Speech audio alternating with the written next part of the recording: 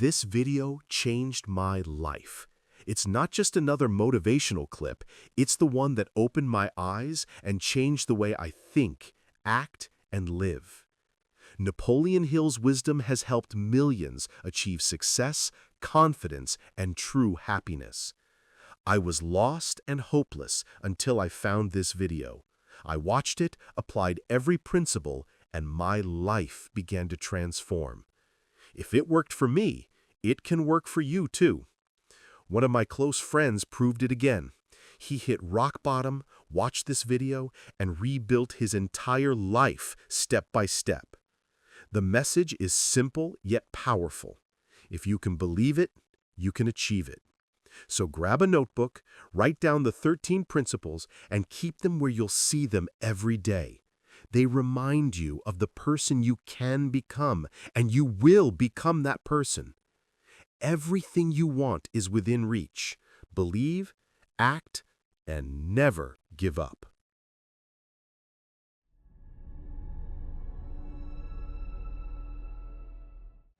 Right here at the beginning of our visit, I'm going to make you a promise. If you will decide definitely what you want most during your entire lifetime and write it down on paper so that I can read it, I will give you the master key with which you may open the door to the attainment of your desires, whatever they may be. The exact moment when I will deliver this master key to you will depend entirely upon when you are ready to receive it. This is the first of 13 messages that I will deliver to you. Now, in each message, I will describe the master key in terms that you will understand, if you are ready to understand. And now I shall give you the first cue as to the nature of the great master key which has been responsible for all the great successes in every calling, in every part of the world. Please listen carefully to what I have to say, because you may discover the secret of the master key in this first visit. Whatever the mind can conceive and believe, the mind can achieve. Isn't that a profound statement? You will notice that it says nothing about the need for education, but simply that whatever your mind can conceive and believe, your mind can achieve. Now, if you want evidence that the mind can achieve whatever the mind can conceive without the benefit of formal education, you only have to remember that Thomas A. Edison conceived the idea of becoming an inventor and lived to become the world's greatest scientist in the field of invention with only 3 months of common school education. When I first heard Andrew Carnegie describe this natural law, which makes it possible for you and I and everyone else to write his own price tag in life and attain it, I became so enthused over it that I began to search for the power back of it. And my curiosity led me finally to the discovery of the master key, which I shall reveal to you if you are ready to receive it. My search led me to the study of the spiritual forces with which all of us are blessed. And it was in this field that I came upon a clue which has enabled me to help millions of people to find their earthly destinies. I want to describe my discovery in the simplest terms possible, because it will reveal to you why it is true that whatever the mind can conceive and believe, the mind can achieve, regardless of how many times you may have failed in the past or how lofty your aims and hopes may be. I caught my first fleeting glimpse of the profound law which provides the means by which we may choose our own purpose in life and attain it while I was being coached by Andrew Carnegie during the organization of the Science of Success philosophy. I had just finished telling Mr. Carnegie that I feared he had chosen the wrong person to give the world the first practical philosophy of personal success because of my youth, my lack of education, and my lack of finances. Well, at this point, Mr. Carnegie delivered a lecture that I shall never forget, because it changed my entire life and paved the way for my helping to change the lives of millions of people, some of them not yet born. Let me call your attention to a great power which is under your control, said Mr. Carnegie. A power which is greater than poverty, greater than the lack of education, greater than all of your fears and superstitions combined. It is the power to take possession of your own mind and direct it to whatever ends you may desire.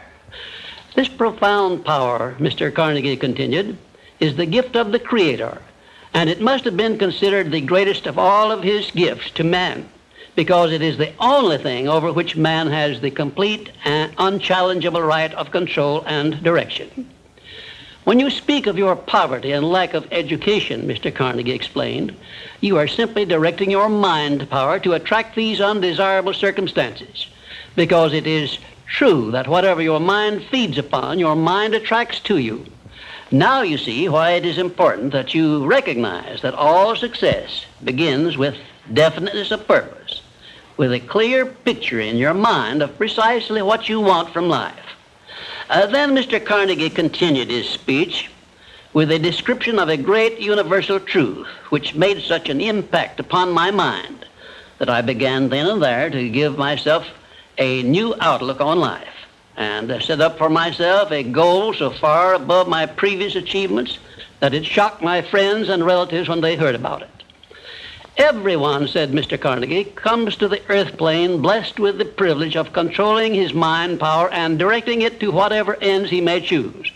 But, he continued, everyone brings over with him at birth the equivalent of 2 sealed envelopes, one of which is clearly labeled, the riches you may enjoy if you take possession of your own mind and direct it to ends of your own choice. And the other is labeled, the penalties you must pay if you neglect to take possession of your mind and direct it. And now let me reveal to you, said Mr. Carnegie, the contents of those 2 sealed envelopes.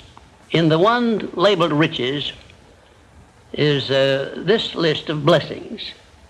1, sound health. 2, peace of mind. 3, a labor of love of your own choice. 4, freedom from fear and worry. 5, a positive mental attitude. 6, material riches of your own choice and quantity. In the sealed envelope labeled penalties, Mr. Carnegie continued, is this list of the prices one must pay for neglecting to take possession of his own mind. 1, ill health. 2, fear and worry. 3, indecision and doubt. 4, frustration and discouragement throughout life. 5, poverty and want. 6, and a whole flock of evils consisting of envy, greed, jealousy, anger, hatred, and superstition.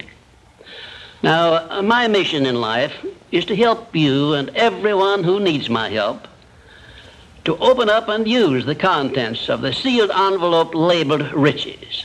And the starting point from which you must take off if you wish to write your own ticket from here on out for the remainder of your life, I will describe for you in these simple instructions. 1, procure a neat pocket-sized notebook, or something on the order of this one here, loose leaf affair.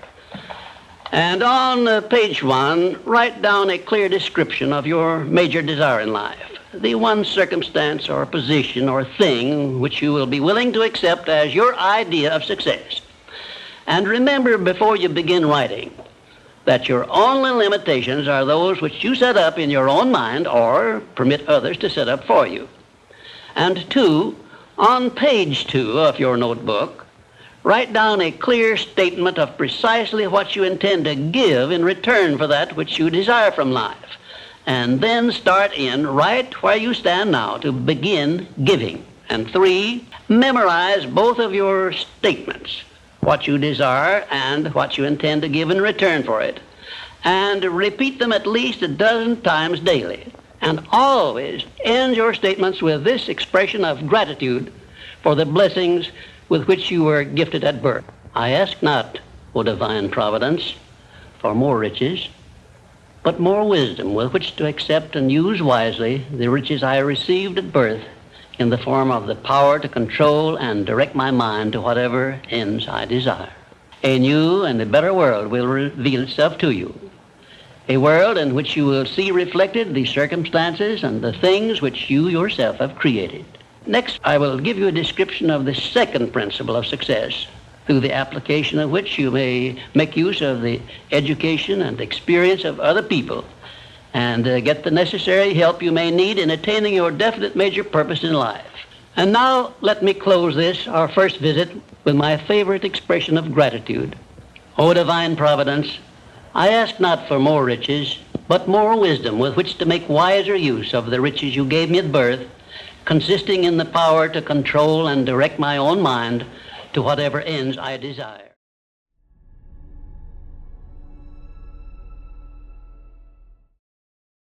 This principle of success is called the mastermind principle. An understandable definition of the mastermind is this. It consists of two or more people who work in perfect harmony for the attainment of a definite purpose. Now, here are some interesting facts about the mastermind which give you an idea of how important it is and how necessary that you embrace this principle and make use of it in attaining success in your chosen occupation.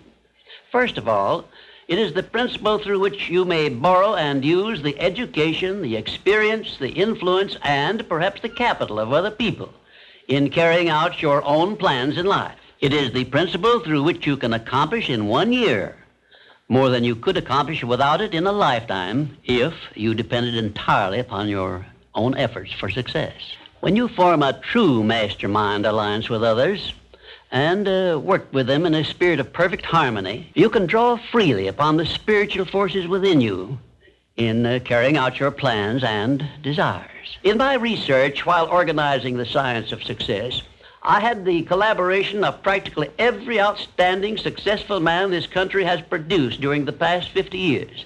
And I can tell you definitely that their success was due in the main to their knowledge and application of the mastermind principle. I wish also to call your attention to the fact that our great American way of life and our unmatchable system of free enterprise have been built upon the mastermind principle. Now let us see how the mastermind principle has brought success to people whom we all know.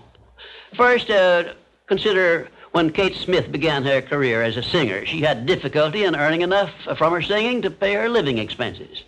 And she perhaps never would have made her singing pay if she had not discovered and applied the mastermind principle, which gave her access to the master key to success when she formed a mastermind alliance with Ted Collins. And according to a report I saw in Reader's Digest, Kate Smith has earned upwards of $30 million, and she is still in the upper brackets of income. 2, I remember when Edgar Bergen and that cute little block of wood known as Charlie McCarthy used to play anywhere they could get an engagement. And I rather suspect that often all they got for their services was a meal. But Edgar Bergen is a smart man in the field of entertainment. So he formed a mastermind alliance which introduced him and Charlie to millions of people by radio and television. And I suspect he is not concerned about money any longer. And you may be surprised when I tell you that the great Ford industrial empire started with the formation of a mastermind alliance between Henry Ford and his wife. At the beginning of his career, Henry Ford was shy and lacking in self-confidence. It was Mrs. Ford who inspired Henry Ford with the faith and the courage to go ahead with the perfection of his horseless carriage. Although his relatives and neighbors generally tried to discourage him from wasting his time with the contraption, as they called it. And now a word to you personally. If you work for a salary or wages, you have a marvelous opportunity to promote yourself into a higher income and a more responsible position by forming a mastermind alliance with your associate workers, including the management. I will show you how to write your own price tag, fix your own wages, establish your own working hours, and give yourself financial independence. But right now, I want you to do 3 things before our next visit. First, decide definitely where you wish to be and what you wish to be doing during the next 3 years. And second, decide how much money you desire to be making and what you are going to do to earn it. And third, form a mastermind alliance with at least one person in your immediate family and at least one other person among those to whom you are selling your services. By taking these 3 steps, you will have gone a long way toward appropriating the great master key to success. There is no such thing as something for nothing. Everything, including your personal success, has a price that must be paid. And the only price you are requested to pay for the present is the effort necessary to do three simple things that I have suggested. Now, before you begin to take the three steps I have suggested, there is one important fact I wish you to remember, and it is this. Control your mental attitude and make yourself friendly and agreeable with everyone with whom you are closely associated if you expect friendly cooperation in return. Indifference cannot create a mastermind alliance for you. A negative mental attitude can bring you nothing but failure. Remember always, you are where you are and what you are because of your mental attitude in which you relate yourself to other people. Remember also, your mental attitude is the one and the only thing over which you have complete control. Success is something which has to be planned, and success is something which has to be earned in advance. True, there is such a thing as luck, but just remember that luck is something you can create for yourself if you know the rules and follow them just as I give them to you. Remember, too, that success in the higher brackets of achievement is something that can be had only by taking others along with you. And the best definition of success, which I know, is this. Success is the knowledge with which to get whatever you want from life without violating the rights of others and by helping others to acquire it. There is a known formula for the attainment of success, and it is as definite and certain as are the rules of mathematics or the principles of science. My purpose in these visits is to bring you that formula in simple terms that you can understand and apply. But I can never give you that for which you are not ready.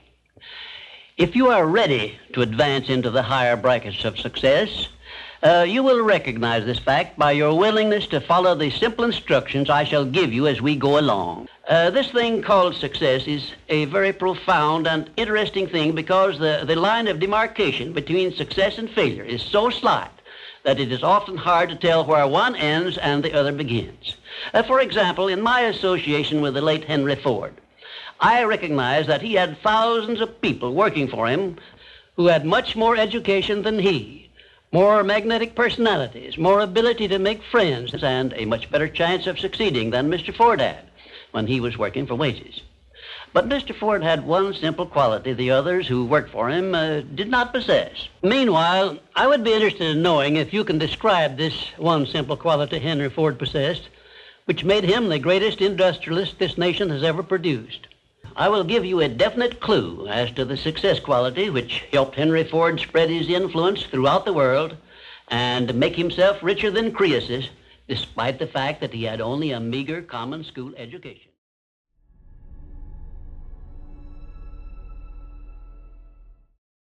This principle is called the habit of going the extra mile, which means the habit of rendering more service and better service than one is expected to render, and doing it in a positive mental attitude.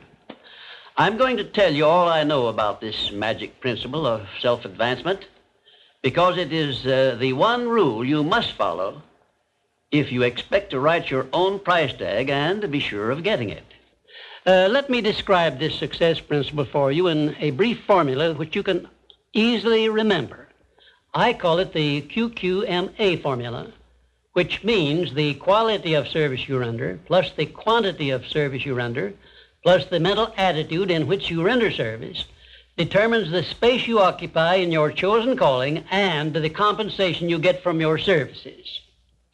If you will examine carefully the people whom you know to be unusually successful, you will discover that they follow the QQMA formula, although they may do so unconsciously. Now, I wish to give you a big advantage over those who follow this formula unconsciously. I wish to show you how to make use of it deliberately with purpose of forethought, so you may make the principle pay off in a big way and do it quickly. Now I shall tell you some of the benefits you will enjoy by following the habit of going the extra mile. 1, this habit will bring you to the favorable attention of those who can and will provide you with opportunities to promote yourself into a better circumstance. 2, it will place back of you that great natural law of increasing returns through which the service you render will bring back greater than average compensations. And 3, following this habit will make you indispensable in your chosen occupation or calling. Therefore, it will place you in a position to write your own ticket. And 4, This habit will help you to excel in your line of work because each time you render service, you endeavor to do a better job than you did previously. And 5, if you work for a salary or wages, this habit will give you preference when work is slack and others are laid off.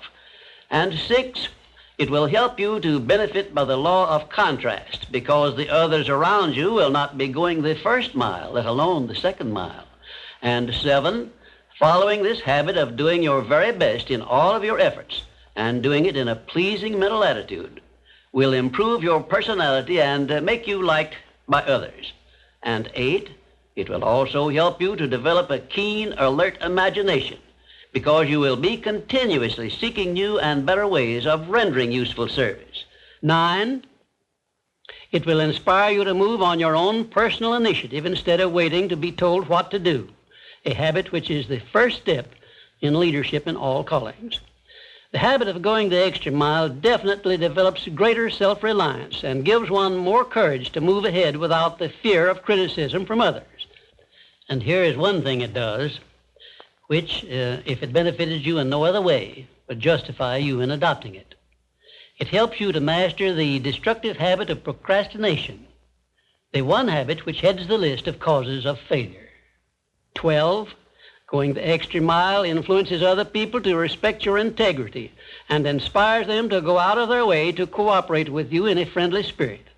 And 13, the habit helps you to develop definiteness of purpose, which is the starting point of all personal success. And it stops you from drifting through life without knowing what you want or where you are going. And number 14, and here is the grand payoff which this habit gives you. It provides you with the one and only excuse for asking for a promotion to a better station in life or a higher pay. Obviously, if you are doing no more than you are being paid for, then you are receiving pay for all to which you are entitled. And you have not a single excuse for asking for more pay or a better position. You understand this point and appreciate its significance, do you not? 15, last but not least, the habit of going the extra mile conditions your mind to maintain a mastermind alliance with others. Ever so often I hear people complain about their not receiving favorable breaks in their relations with others. I never hear this sort of complaint from one of my students of the science of success, nor from anyone who has ever read any book that I have written, because all of my students have learned the secret of how to create their own favorable breaks. They do it by following the habit of going the extra mile. I can tell you frankly, I have never received a major favorable break during my entire life that did not come from having applied the principle of going the extra mile. Sometimes I hear people complain also that their positions are such that they are not permitted to go the extra mile. And my counsel to these people is always the same. Change positions and market your services where it pays to go the extra mile. I am sincere in giving this advice because I know that no one can do better than earn a mere living unless and until he begins going the extra mile. During my business career, I suppose I have employed at one time or another at least a score of private secretaries, all of whom followed the habit of going the extra mile. But I have never been able to keep but one of those secretaries for more than a year because invariably they promoted themselves into better paying jobs elsewhere, and they did so with my full blessings. The one exception is my present chief secretary, who has been with me for over 10 years. I married her to make sure I wouldn't lose her. Of course, there were other considerations too. The reason I know definitely that the habit of going the extra mile is a sound procedure is the fact that I have checked this principle, as I did all of the other 16 success principles, to make sure they were in harmony with natural laws. I can give you a fine example of how nature forces man to go the extra mile in order that he may produce the food with which to exist. The farmer, for example, must follow the habit of clearing the ground, fencing it, plowing it, and planting the seed at the right season of the year, all of which he must do in advance without compensation of any kind.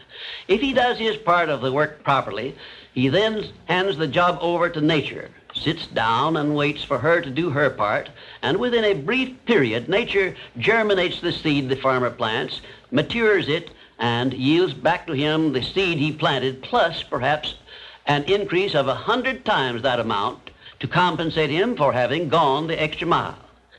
Thus we see that the law of increasing returns comes to the aid of the man who goes the extra mile. And this principle applies the same in rendering service in a job as it does in the fields of a farmer. If the farmer did not follow the habit of going the extra mile, the human race would starve to death in one season. And I am sure you will agree that any time we can copy Mother Nature's habits, we will not go wrong in doing so. You now have a possession of the third principle of personal achievement, which brings you 3 steps nearer the secret by which you may take possession of the master key to success. In order that you may test the magic power of this third principle, I'm going to offer you a suggestion which may bring you such overwhelming success that you will not need to attend further visits with me. My suggestion is this. First, start tomorrow in whatever occupation you are engaged to render some form of useful service to someone near you which you are not expected to render and for which you neither expect nor ask for compensation. And 2, render this service in a pleasing mental attitude, which will show clearly that you enjoy doing it. And 3, follow this practice 7 days in succession, and then notice what a changed atmosphere you will enjoy in your association with those nearest you. In carrying out these instructions, do not make known your plan to anyone, but go ahead and do it in the most natural way possible. By the end of the 7th day, you will find yourself so much happier and so much better liked by those around you that you will never desire to give up the habit. Then you will be within easy reach of the supreme secret of success, which comes through the master key to success. In my 4th visit with you, I will give you a very definite clue as to the means by which you may appropriate and use the great master key. And in this same clue, I will introduce you to the source of a form of power which does not recognize the word impossible and helps you to transmute all failures and defeats and all adversities into assets of great benefit to you. And now, until our next visit, may I remind you that if you believe it, you can do it.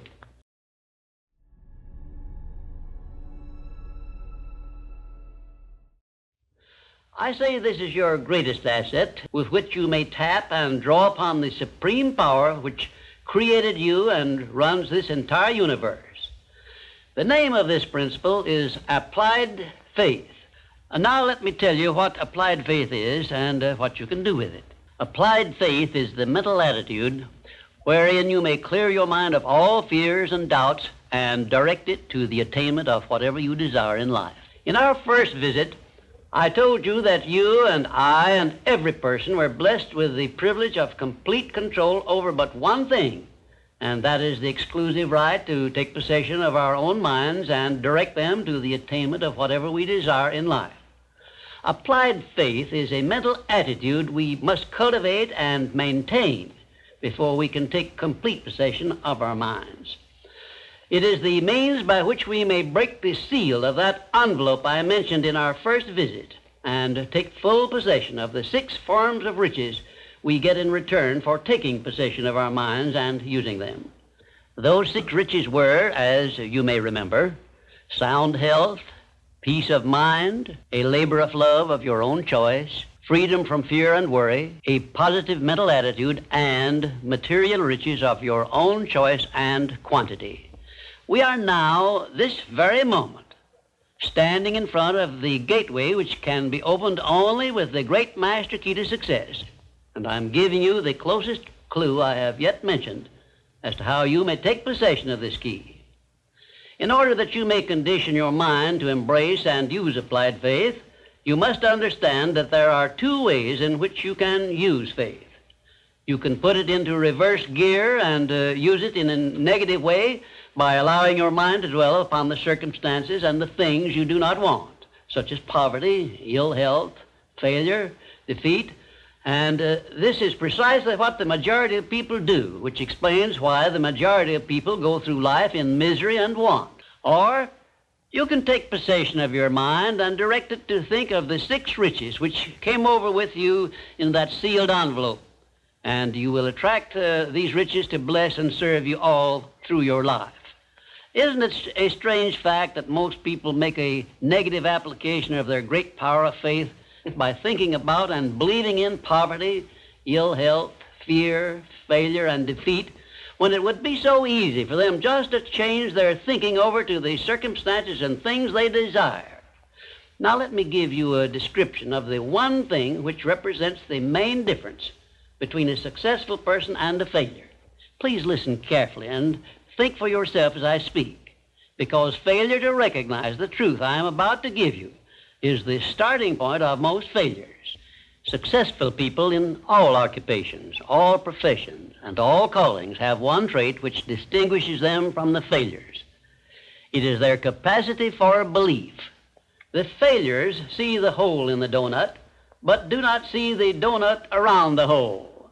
The successes see the hole also, but they see the donut around the hole. Thomas A. Edison believed that he could perfect an incandescent electric lamp, and despite the fact that he failed over 10,000 times before he was crowned with success, he made his belief uncover the secret for which he was searching.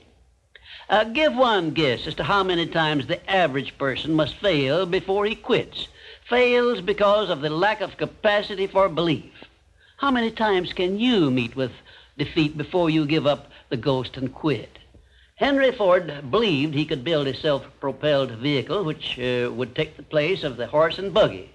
And despite the ridicule of relatives and neighbors and the lack of finances, he transmuted his belief into an industrial empire which changed the entire American way of life. Mind you, Ford did this with very little education and no operating capital to begin with. Right here, let me ask you a question which may well change your entire life. You perhaps have an idea or a plan which would be useful to other people, but you have done nothing about it because you lack the self-confidence to give you a start. In other words, you are now where Henry Ford was before he built the first model of his world-famous automobile.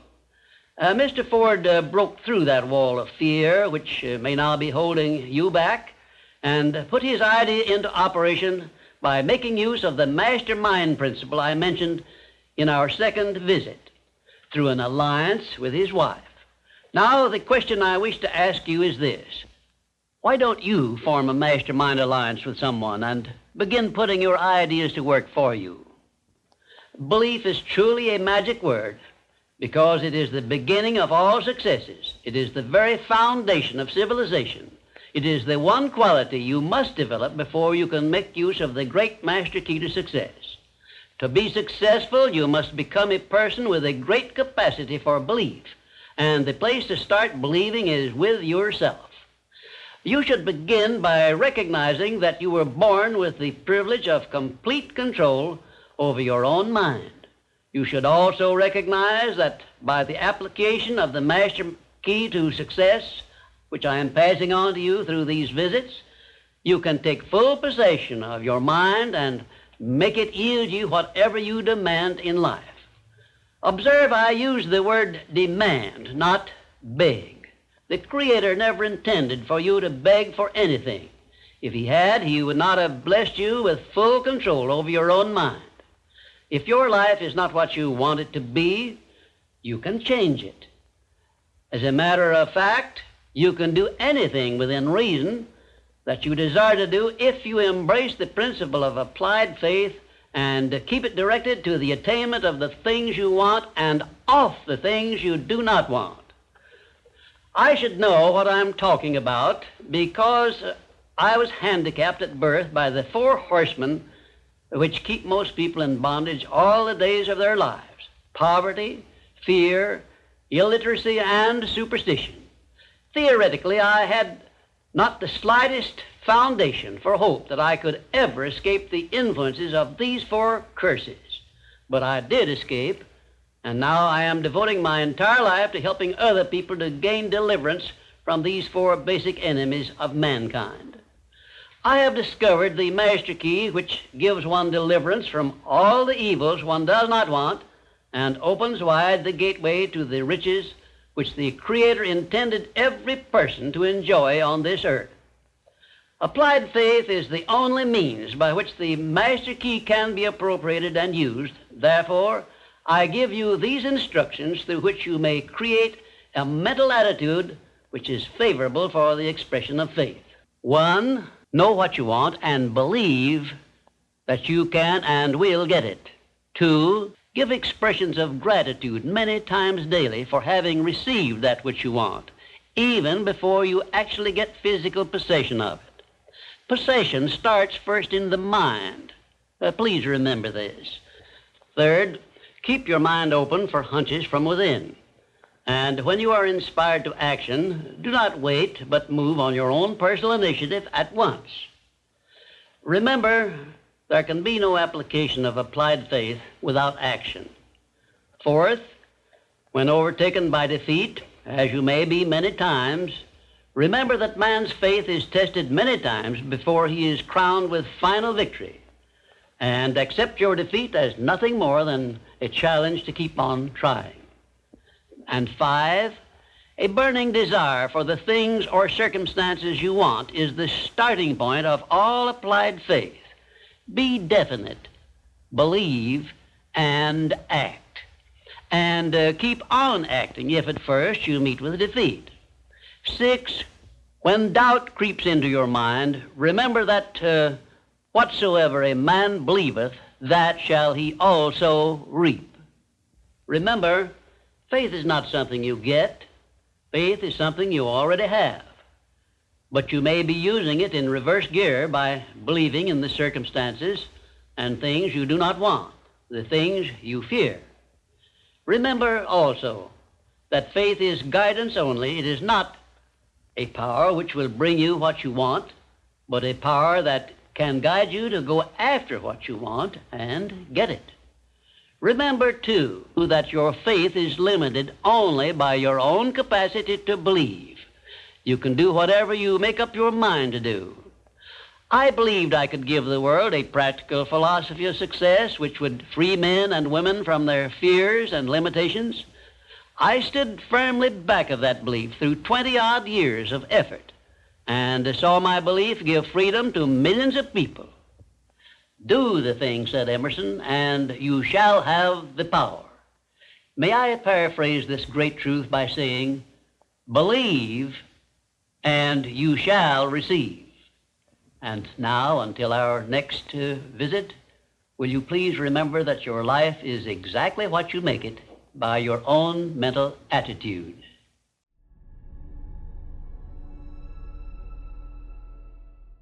For our 5th visit, our subject is a pleasing personality. Your personality determines whether people are attracted to you or shy away from you. It is the show window in which you display your character to the world, and it is the one thing which distinguishes you from all other human beings. It is your trademark by which people recognize you, and it is the thing which determines your success or failure in selling yourself through life. Therefore, you should see your personality just as others see it, so you may improve it where it needs improvement. Your personality consists of more than 30 different factors, traits, and characteristics. Because of the limit of time I can devote to this visit with you, I can mention only the more important of your traits of personality. But before I begin to describe these traits, I want you to know that every trait which goes into your personality is under your control, and you can improve it so it will be whatever you want it to be. Let us start with the most important trait of your personality, your mental attitude. This is the trait with which you attract people to you and cause them to like you, or repel them and cause them to dislike you. Your mental attitude must be positive if you attract people to you. How do other people know whether your mental attitude is positive or negative, you may ask? Well, the answer is easy. First of all, other people tune in and pick up your mental attitude by telepathy without your saying a word or making a move. But there are other ways they can tell whether your mental attitude is negative or positive. You disclose this information by the tone of your voice, whether it is pleasant or harsh, by the expression on your face, whether it is soft and pleasing or harsh and scowling, by the courtesy and consideration you show other people, or the lack of these. So you see, there is no escape from revealing to others the exact nature of your personality. The next most important trait of your personality consists of your flexibility of your mental attitude or your lack of it. If you have flexibility, you adjust yourself to all the circumstances in your relations with others without losing your composure or allowing yourself to become irritable or angry. Just remember, if you have flexibility of your mental attitude, it will be impossible for anyone to make you angry or to irritate you without your consent or cooperation. And you will observe that all people in the higher brackets of success have this flexibility, and they do control their reaction to the influences of other people. The third most important trait of a pleasing personality is the ability to control and direct your emotion of enthusiasm. Enthusiasm is one of the means by which you can give forcefulness to your words, but you must be able to turn it on and off at will as definitely as you can turn on and off water at the spigot. Uncontrolled enthusiasm often makes people boresome.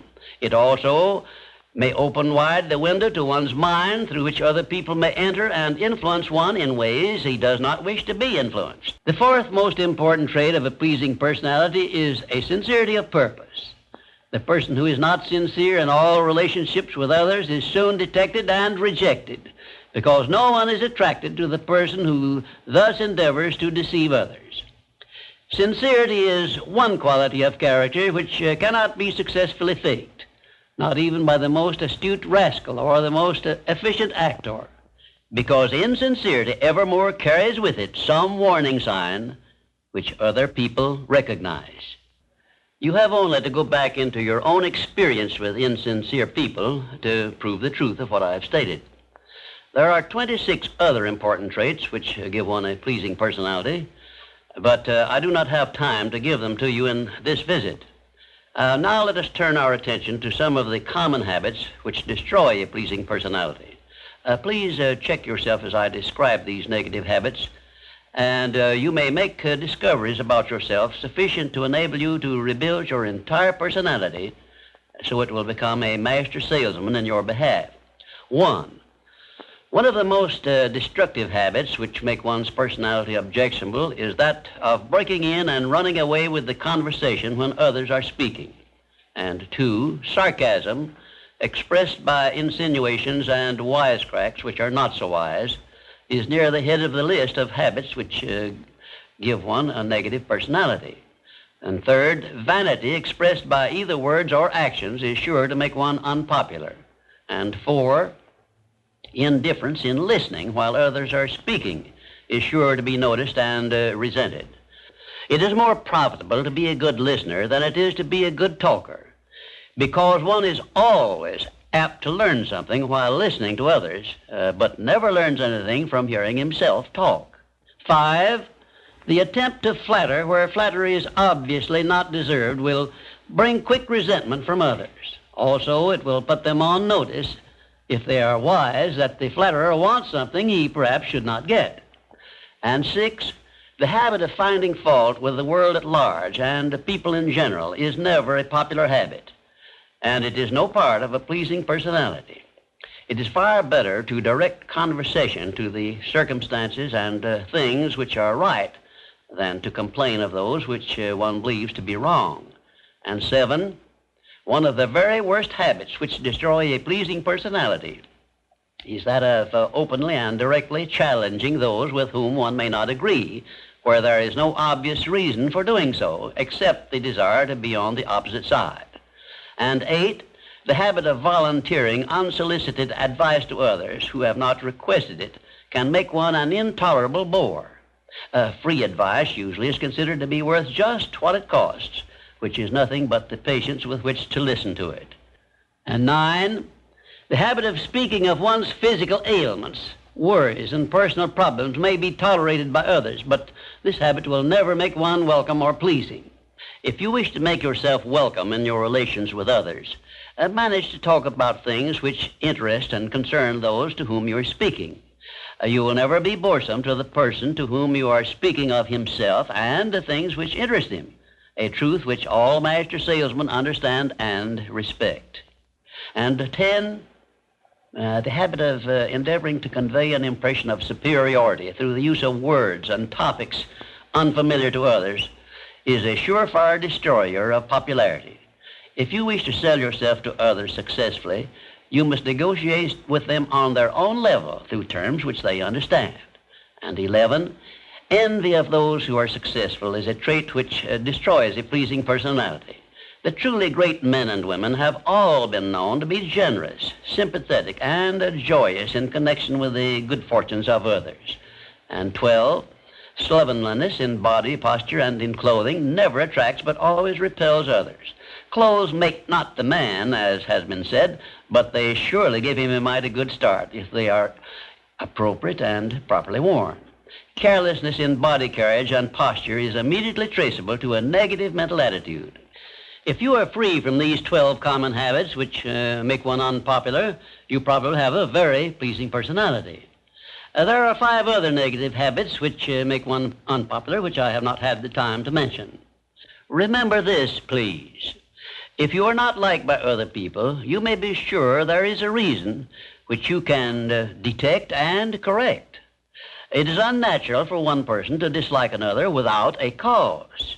Before you can make full use of the master key to success, you will need to make your personality pleasing. This will require courage on your part and honesty with yourself. A pleasing personality stands near the head of the list of assets which make one truly rich. I was impressed with this truth many years ago when I heard Andrew Carnegie say that he paid his right-hand mastermind ally, Charles M. Schwab, $75,000 a year for the services he rendered directly. But he often gave Mr. Schwab a bonus at the end of the year of $1 million for the influence he exerted on his associate workers because of his pleasing personality. You see, therefore, Andrew Carnegie, who has been said to have been the greatest judge of men this nation has ever known, placed a value on a pleasing personality of more than 10 times as much as he valued the personal services of his right-hand man. Perhaps this will give you a clue that may help you up the market value of your personality. And now, until we meet again, may I wish you health, wealth, and peace of mind.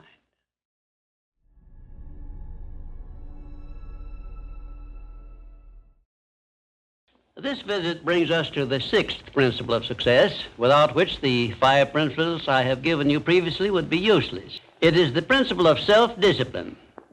Self-discipline, as I am presenting it to you here, has reference not only to your mastery of negative habits, which stand in the way of your success, but more particularly to your development and enforcement of the positive habits you will need in order to avail yourself of the 6 assets you brought over with you in that sealed envelope I mentioned in our first visit.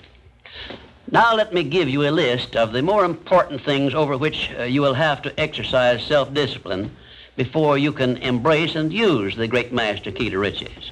1, you will have to gain mastery over your tongue by acquiring the habit of thinking first and then speaking after you are sure that what you say will benefit you and not injure others. A loose tongue often is one's greatest liability. 2, you will have to exercise self-discipline in mastering the common tendency to strike back at those at whom you have a cause, real or imaginary, for a grievance. You must remember that everything you do to or for another, you do to or for yourself, because your every thought and every act which benefits or injures another person comes back to you in kind, greatly multiplied. So, if you feel that you must slander another person, do not speak it, but write it.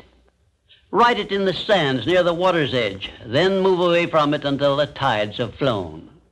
3, you will have to exercise self-discipline over all of your emotions, particularly your emotions of love, hate, fear, and sex. These are the big 4 of your emotions, and they can make you or break you according to the extent of discipline you exercise over them.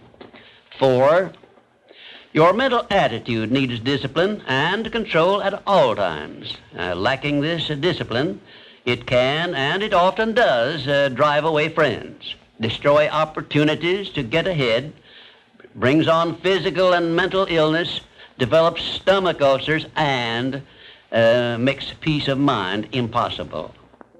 5, I have reserved the emotion of sex for special mention because failure to exercise self-discipline over this emotion probably heads the list of all the causes of personal failure.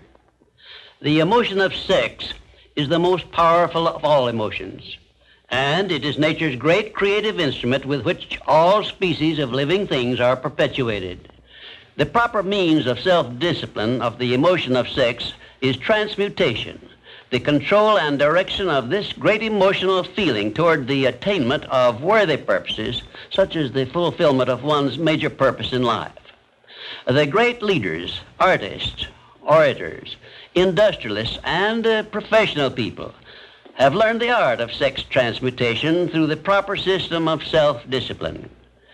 Because of the delicacy of the subject of sex emotion, I am limited as to the information I can give you about it on this visit. But I have covered the subject much more in detail in some of my books. And 6, your stomach also needs discipline through the proper habits of dieting and fasting, because information on dieting and fasting should come from your own doctor. I will not go into details concerning them, except to call your attention to the need for knowledge on this subject. Personally, I attribute my sound physical health mainly to the habits of dieting and fasting, which I have developed through the years. And 7, you will need to exercise self-discipline in relation to religion and politics, because our country, which is the most acceptable form of society civilization has yet produced, is made up of people of varying beliefs in connection with both of these subjects.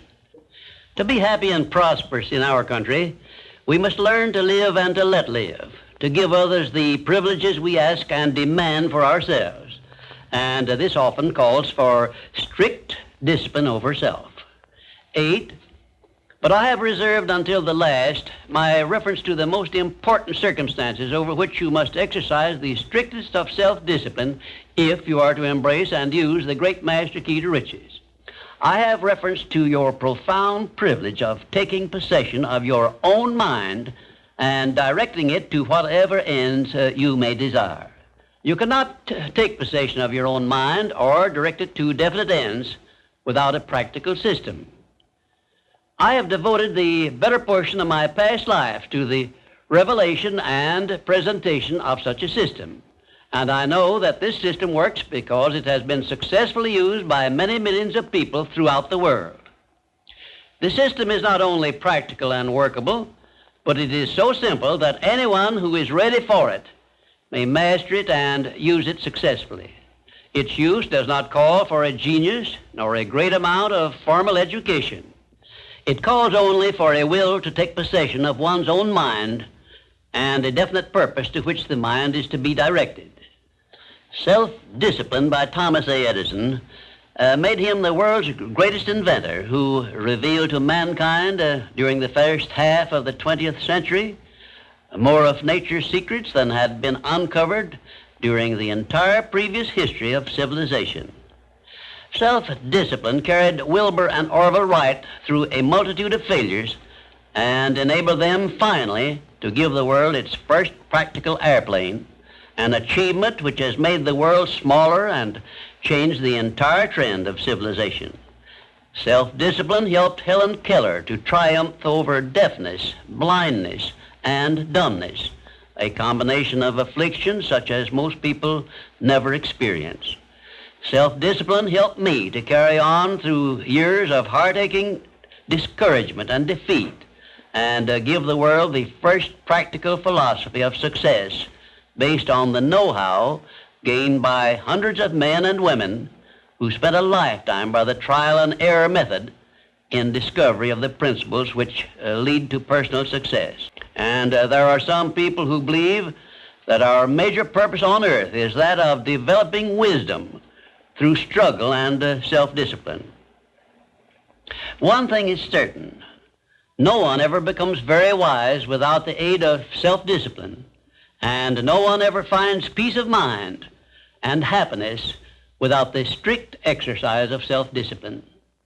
Self-discipline is the only means of transmuting sorrow into faith. It is the only means by which we may transmute hatred of others into the milder emotion of sympathy for them. It is the only means by which we may reveal and profit by the seed of an equivalent benefit which comes with every adversity and every defeat. It is the only means by which we may shut out of our minds the deadly effects of past experiences of suffering and unpleasantness. And it is the means by which we may discover that other self we carry around with us, that self which has great capacity for belief and does not become influenced by failure and defeat. Self-discipline can give us freedom from the fear of death, the most difficult to master of all of our fears. It can free us from the disease of hypochondria, the fear of imaginary illness with which so many people suffer and sometimes die.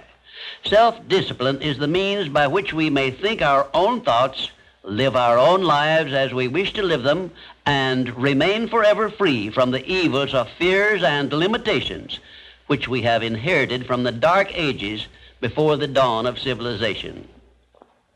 The Creator never gives one an asset or benefit without passing along with it the means by which it may be embraced and used. Self-discipline, therefore, is the means by which the Creator provided us with a method of embracing and using the only thing over which we have unchallengeable control, the power of our own thoughts. And now, until our next visit, may I remind you that the habit of taking the line of least resistance makes all rivers and some men crooked.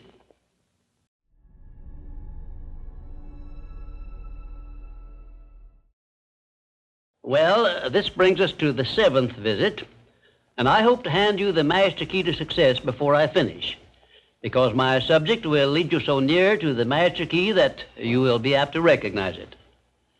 As I have suggested in previous visits, a positive mental attitude can clear away all obstacles which stand between you and your major purpose in life.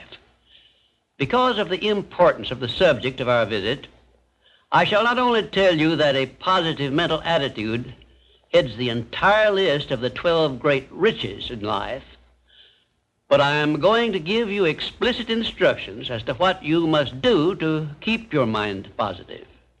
If you are ready, this visit may bring the most important change in your life you have ever experienced. 1. Learn to adjust yourself to other people's state of mind and difficulties so as to get along peacefully with them and to refrain from taking notice of trivial circumstances in your relations with other people by refusing to allow them to become controversial incidents. Great people always avoid small incidents of controversy when possible. 2. Establish for yourself a definite fixed system of conditioning your mind at the beginning of each day so you will keep it positive under all circumstances. 3. Learn the art of selling yourself to other people by indirection, such as asking leading questions which will bring out the sort of reactions from others which you desire. And do not permit yourself to be drawn into argument over unimportant subjects. 4. Adopt the habit of having a good hearty laugh every time you become irritated or angry, and it will help you if you begin each day with 1 minute of hearty laughing.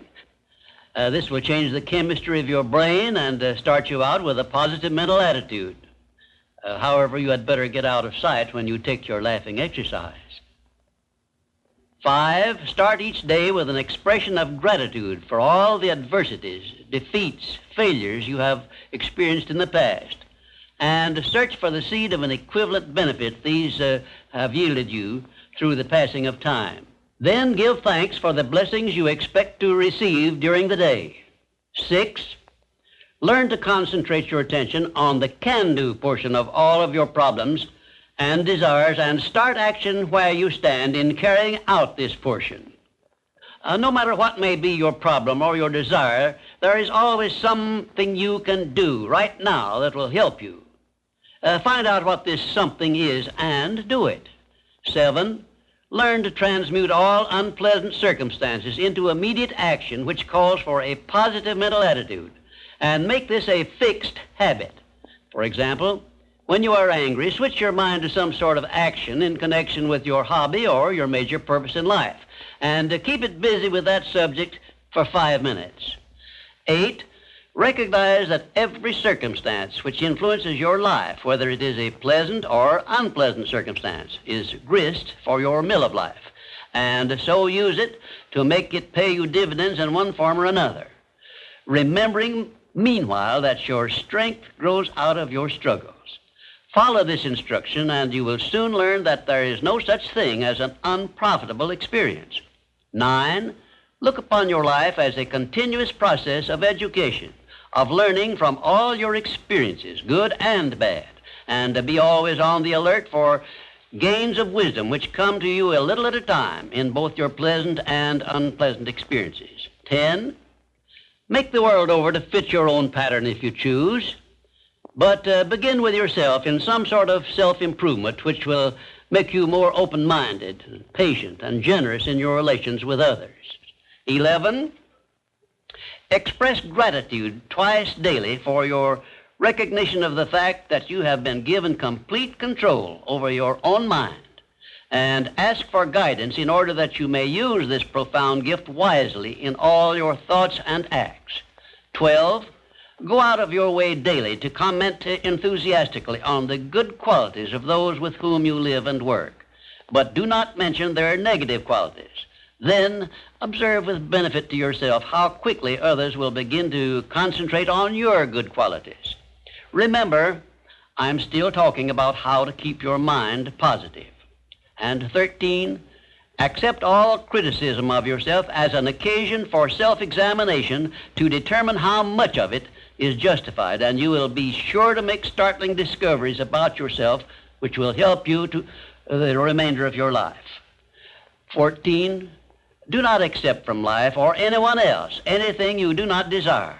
And remember that Mahatma Gandhi proved himself to be more powerful than the great British military forces by this simple method of passive resistance. 15, remember always that there are two kinds of circumstances which cause you to worry. Those you can do something about, and those you can do nothing about. Nothing, that is, except to use passive resistance and refuse to permit them to worry you. 16, keep your mind eternally engaged in thinking of that which you desire most, your major purpose in life, so no time will be left for you to waste on thinking of that which you do not want. And let me digress here while I tell you we are now rubbing elbows with the great master key of success this very moment. And 17, if you should ever be so unfortunate as to feel sorry for yourself, look around until you find someone who is worse off than yourself, and start where you stand to give him help. Make this procedure a habit, and you will witness one of the great miracles of life, because that which you do to or for another, you do to or for yourself. And 18, choose some person whom you consider to be the sort of person you would like to be. Then go to work and emulate that person in every way possible. Great people have always been hero worshipers, but they pick the right sort of people to emulate. 19, cultivate your tone of voice so that your words have a pleasing musical sound. And remember that the sound of your voice is an open window through which other people look into your very soul. It will be a profitable investment if you will get a tape recording machine and record samples of your voice daily while you practice the art of expressing yourself through a friendly sounding voice. If you are engaged in selling, this practice will quickly pay off in monetary dividends. 20, last but by no means the least, write out this sentence and paste it in a prominent place where you work and on a mirror where you see yourself in your home.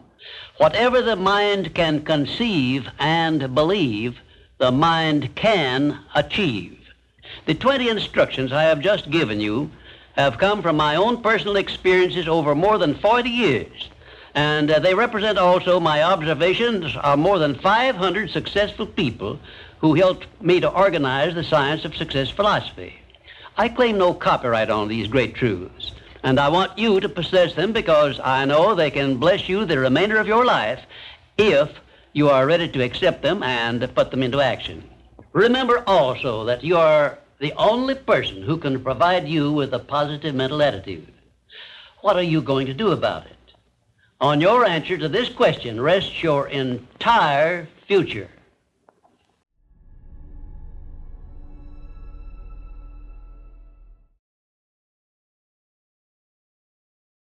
Our eighth visit brings us to the subject of enthusiasm, which may be likened to steam in a boiler, which, when it is controlled and turned on, starts the wheels of machinery into action. Someone has said that knowledge is power. That is only a half-truth, for knowledge becomes power only when it is put into action for the attainment of a definite objective. Enthusiasm is one of the more powerful means by which we may put into action our education, experience, and knowledge. Spoken words without enthusiasm are often ineffective, and sometimes they can be actually boresome, as you of course know if you have noticed the effect a speaker without enthusiasm has on his listeners. I have known lecturers to hold audiences spellbound for 2 hours, yet when members of the audience were asked to tell what the speaker had said, they could not remember. But what they did remember was that the speaker got their attention and held it. And now let me explain why enthusiasm has such a powerful impact upon the minds of those who come under its influence. To begin with, I believe you'll be interested in knowing that your brain and every other person's brain is both a broadcasting station and a receiving station, which sends out thought vibrations and picks up those sent out by other people. When you turn on your enthusiasm, you step up the vibrations of thoughts which go out from your brain so that they reach and affect other people more quickly. As a matter of fact, you can send out thoughts which have been so stepped up with silent enthusiasm that they will reach and influence other people to whom you direct your thoughts. This is a fact which has been known to psychologists for ages, and it is also known to most master salesmen who use this method to condition the minds of their prospective buyers before they ever talk with them. You must have observed that enthusiasm is very contagious, that it engages the attention of those who come under its influence and causes them to respond in a similar spirit of enthusiasm. I once heard Andrew Carnegie say that if you turned loose one man who thought in terms of intense enthusiasm in an industrial plant employing thousands of people, this man's enthusiasm would very quickly reach and influence every person in the plant. And he said that it made not the slightest difference whether the enthusiasm was negative or positive, constructive or destructive. Then Mr. Carnegie went on to explain that in his selection of employees for promotion to bigger jobs, the first thing he looked for was a man's capacity to express himself in terms of intense enthusiasm. He said that enthusiasm is one of the most important traits necessary for leadership. The most successful lawyers are not necessarily those who know most about the legal profession, but they are those who know how to influence courts and juries with their belief in their cases and have a great capacity for expressing themselves with enthusiasm. When you are introduced to another person, you have a marvelous opportunity to sell yourself favorably to that person by the extent of the enthusiasm you express in accepting the introduction. When you shake hands with another person, you have also a fine opportunity to make a favorable impression by the warmth of enthusiasm you put into that handshake. If there is anything which leaves me flat and unfavorably impressed when I'm introduced, it's an extended hand which feels like a piece of cold ham and acknowledges the introduction with a cold, canned, pleased to meet you, with no signs of enthusiasm back of it. Right here, let me give you a brief course in salesmanship, which may be of value to you the remainder of your life. When you meet anyone on whom you wish to make a favorable impression, when it is a stranger you have not previously met or someone with whom you are already acquainted, do these things. 1, turn on your enthusiasm and so modulate your voice with it that you definitely make the other person feel you are happy to communicate with him. 2, when you shake his hand, take a firm grip on it and give it a quick, firm squeeze at the end of each word you express in your greetings.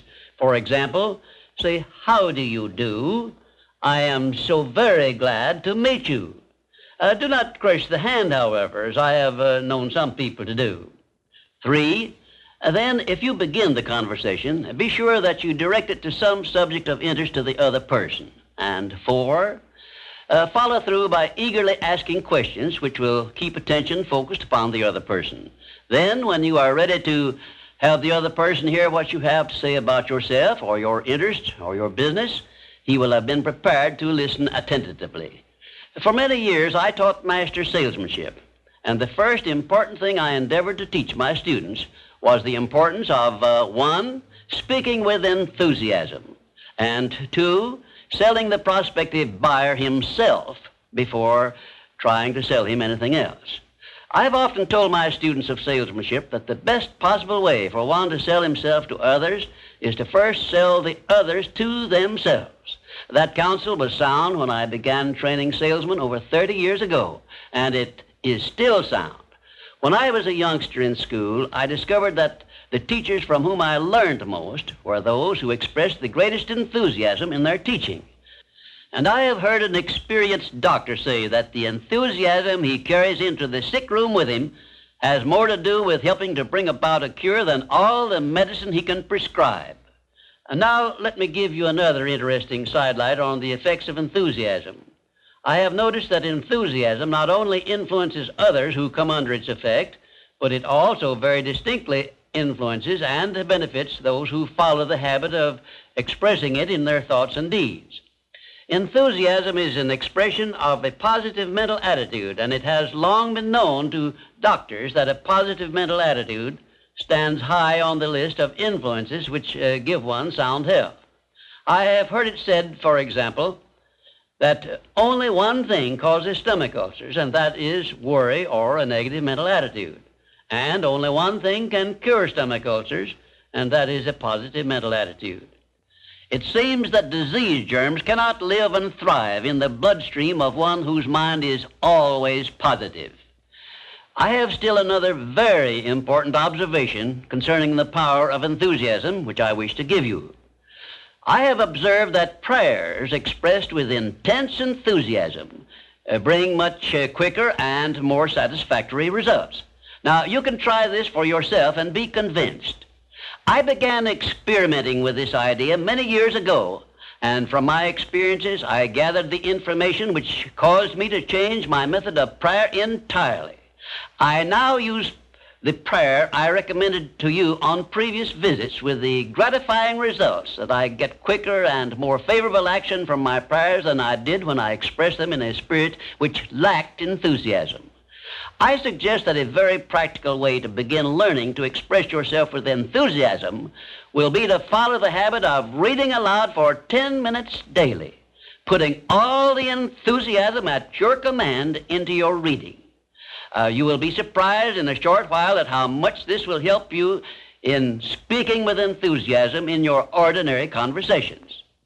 I would suggest also that you adopt the habit of practicing enthusiasm in your conversations with your family and your business associates. Incidentally, this habit will make you more popular with those who are close to you. You can enjoy the benefits of enthusiasm if you are interested enough to develop a technique by which to acquire this habit, so you will follow it in a natural, unaffected tone of voice. If you follow my suggestion that you read for 10 minutes daily as a means of acquiring the habit of enthusiasm, I recommend that you write down a list of 10 subjects, things, or circumstances in which you have the keenest interest, and use this list for your practice purposes. You will have no difficulty in reading in a tone of enthusiasm in connection with the things that you like best. And finally, if you have not already picked up some useful ideas as to how the habit of enthusiasm can be developed or what causes one to be enthusiastic, let me give you an example which may provide you with an interesting cue. You perhaps remember when you were courting the person of your choice, or being courted as the case may be, you needed no one to tell you how or why to be enthusiastic. Of course not, because the motive of love or affection took care of this without effort on your part. Just remember that enthusiasm is always easily expressed when one is inspired by a burning desire for something or any motive associated with one's closest interests. Where there is no motive, there is apt to be no enthusiasm. Remember also that the three basic motives, which it has been said practically rule the world, are 1, the emotion of love, 2, the emotion of sex, 3, the desire for financial gain. A combination of all three of these motives, it has been claimed, can convert a mediocre person into a genius, and I leave the thought with you for consideration. And now, until our next visit, I ask that you try the habit of moving with enthusiasm in all of your daily work and see how much better you will feel.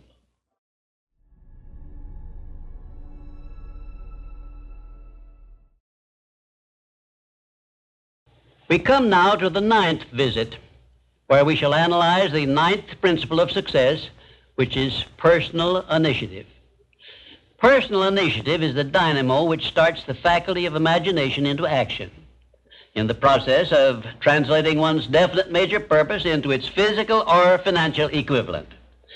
If you aim for success above mediocrity, you will need to learn to act on your own personal initiative, because your success is something which you must achieve for yourself without someone telling you what to do or how to do it.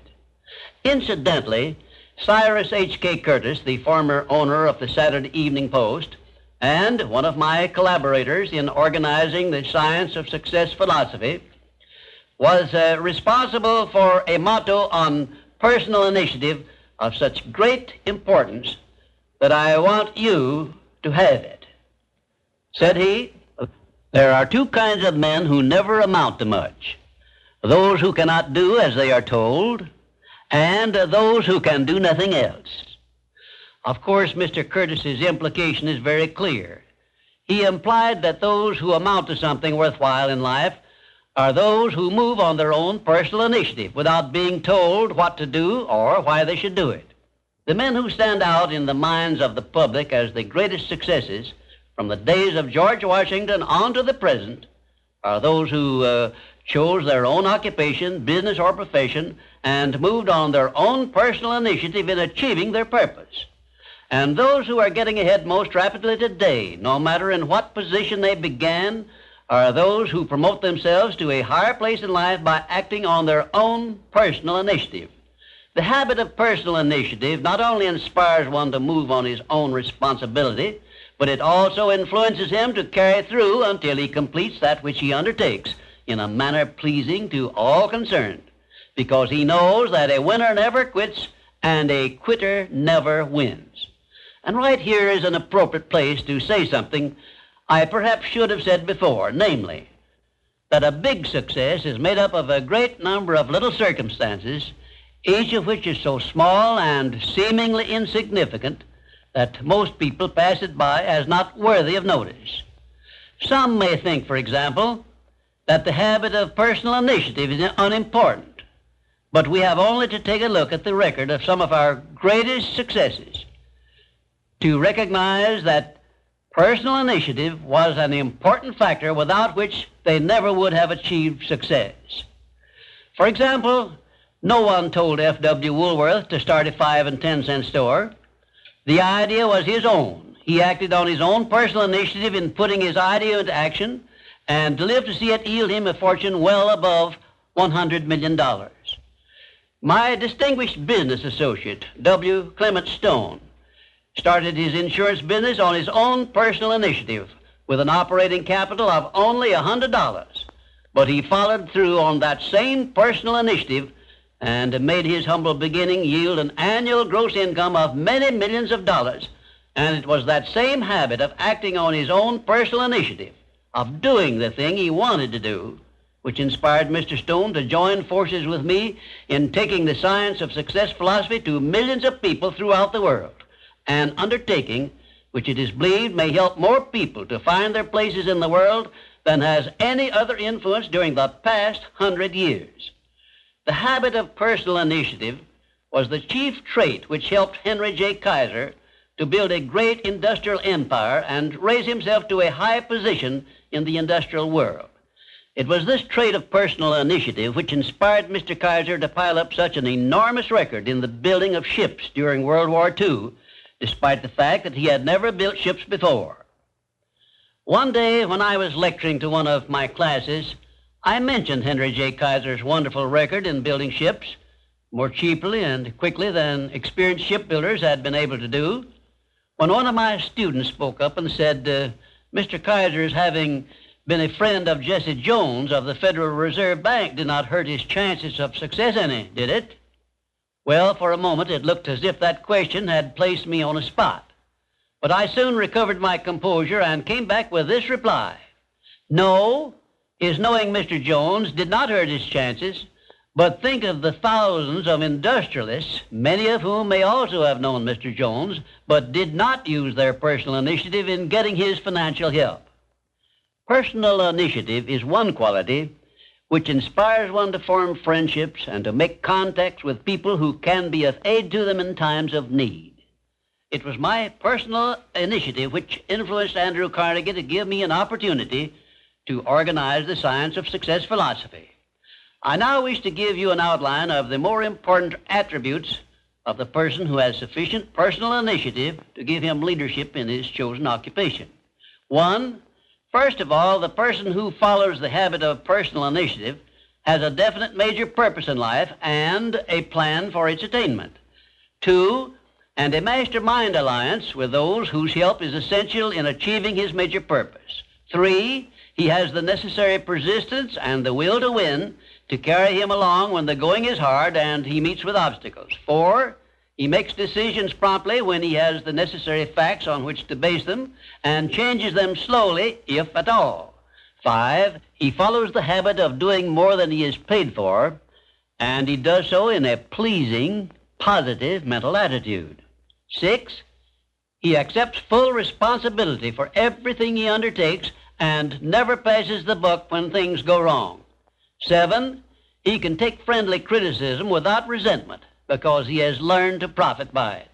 8, he knows what the 9 basic motives are which inspire all human endeavors and never requests anyone to do anything for him without giving that person an adequate motive for doing so. 9, he never expresses an opinion about anything unless he has thought the subject through and is prepared to state how he came by his opinion. 10, he follows the habit of listening much and talking only when he has something to say which may benefit himself or others. 11, he has a well-developed sense of observation of small details and knows his job from the smallest detail to the greatest. 12, he never tells anyone to do anything without suggesting why it should be done and how it may be done best. 13, he follows the habit of concentrating his full attention on one thing at a time. 14, his mental attitude is positive at all times when he is in communication with other people. 15, if you ask him a question, he will give you a direct answer, even if he has to tell you he does not know the correct answer. 16, last but perhaps most important of all, he never puts off until tomorrow that which should have been done last week, because he knows that the habit of procrastination is near the top of the list of the causes of failure. If you can rate OK on each of these 16 traits of personal initiative, you are a leader in your field of endeavor. When you come to examine yourself on the subject of personal initiative, just remember that your success or your failure depends very largely on the action you take in connection with your occupation. No one will tell you what you should do. No one will tell you what not to do. The decision must be your own, and you must follow through and carry out your decision on your own personal initiative. If you work for wages or a salary, you should decide to promote yourself through your own personal initiative to the top of the scale in your occupation. And remember that your promotion is entirely in your hands. In my previous visits, I have given you a blueprint of the steps you should take in promoting yourself to whatever station in life you desire. Now, let me give you a brief review of 8 principles we have covered previously. 1, definiteness of purpose. By now, you should know what you want most from life, and you should have a plan for getting it. Here is the most important circumstance of your whole life where you must move on your own personal initiative because no one else can tell you what you should want most. 2, the mastermind principle. If you have not already formed a friendly alliance with those who can help you in attaining your major purpose in life, you should move on your own personal initiative and form this alliance at once. 3, going the extra mile. This is a must if your major purpose is anything above mediocrity. 4, applied faith. This is the principle which gives you power in carrying out your definite major purpose and all minor purposes. 5, a pleasing personality is an asset of priceless value, and it too is something you must acquire through your personal initiative. 6, self-discipline. The 6th principle of success is also something you acquire through your personal initiative. 7, a positive mental attitude, which is the most important of the 12 great riches of life, is also the product of your own personal initiative. 8, enthusiasm is a state of mind which only you can generate through your personal initiative. You see, therefore, that personal initiative enters into every one of the success principles. And now, until our next visit, may I remind you that there are 2 types of people who never amount to anything. Those who will not do what they are told, and those who will do nothing else.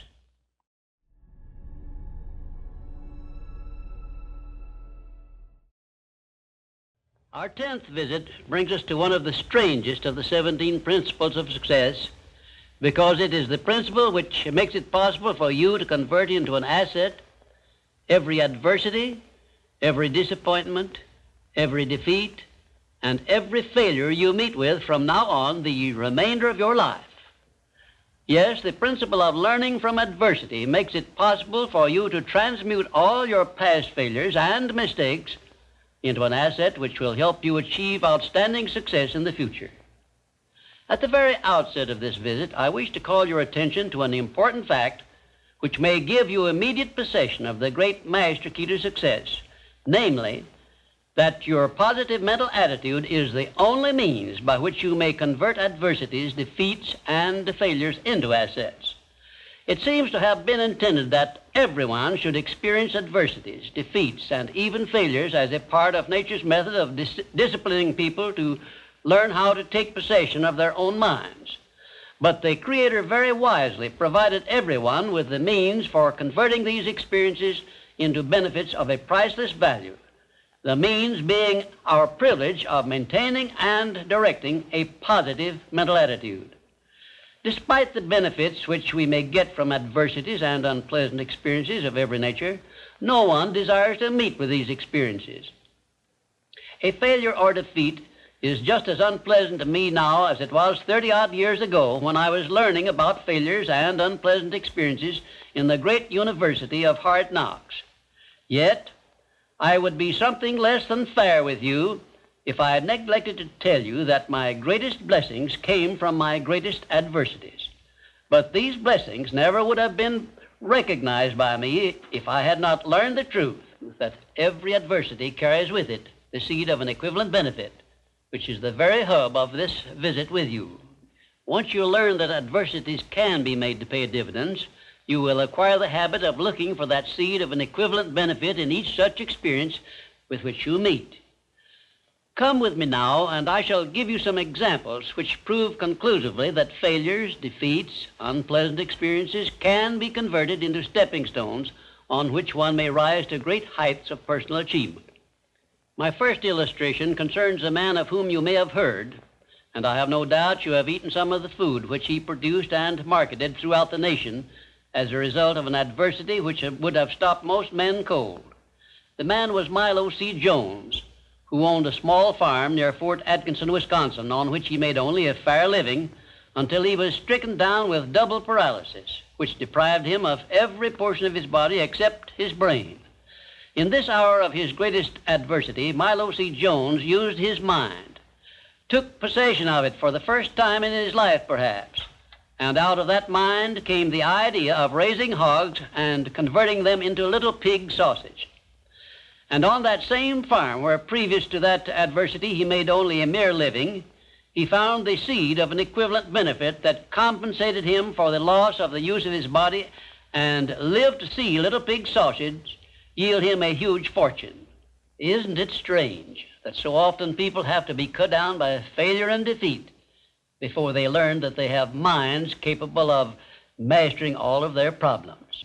Isn't it strange why Milo C. Jones did not discover the little pig sausage idea while he had a sound body? My next illustration is based on an adversity of a man whom we all know because he was President of the United States, and his name was Franklin D. Roosevelt, who was stricken in the prime of his life with polio, which destroyed the use of his legs. Instead of sitting on a street corner with a tin cup and some lead pencils, as many another might have done under similar circumstances, Franklin D. Roosevelt transmuted his affliction into a buildup of his self-reliance and lifted himself to the highest position available to mankind anywhere on this earth, got that position and held it until he passed on, held it longer than had any previous president. Verily, I tell you with all the enthusiasm at my command, that you may find in your adversities the necessary challenge to inspire you on to success, such as you never would have known without these experiences. I do not suggest that you look for adversities or expect to meet with them, but if you do so, just remember not to fear them.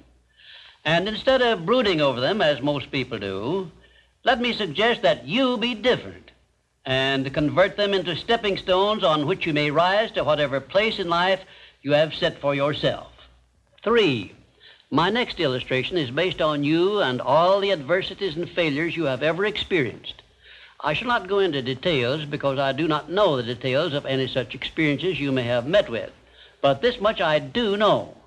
I have brought to you in this visit the means by which you can convert all your past disappointments and all of your future adversities and failures into a seed of equivalent benefit.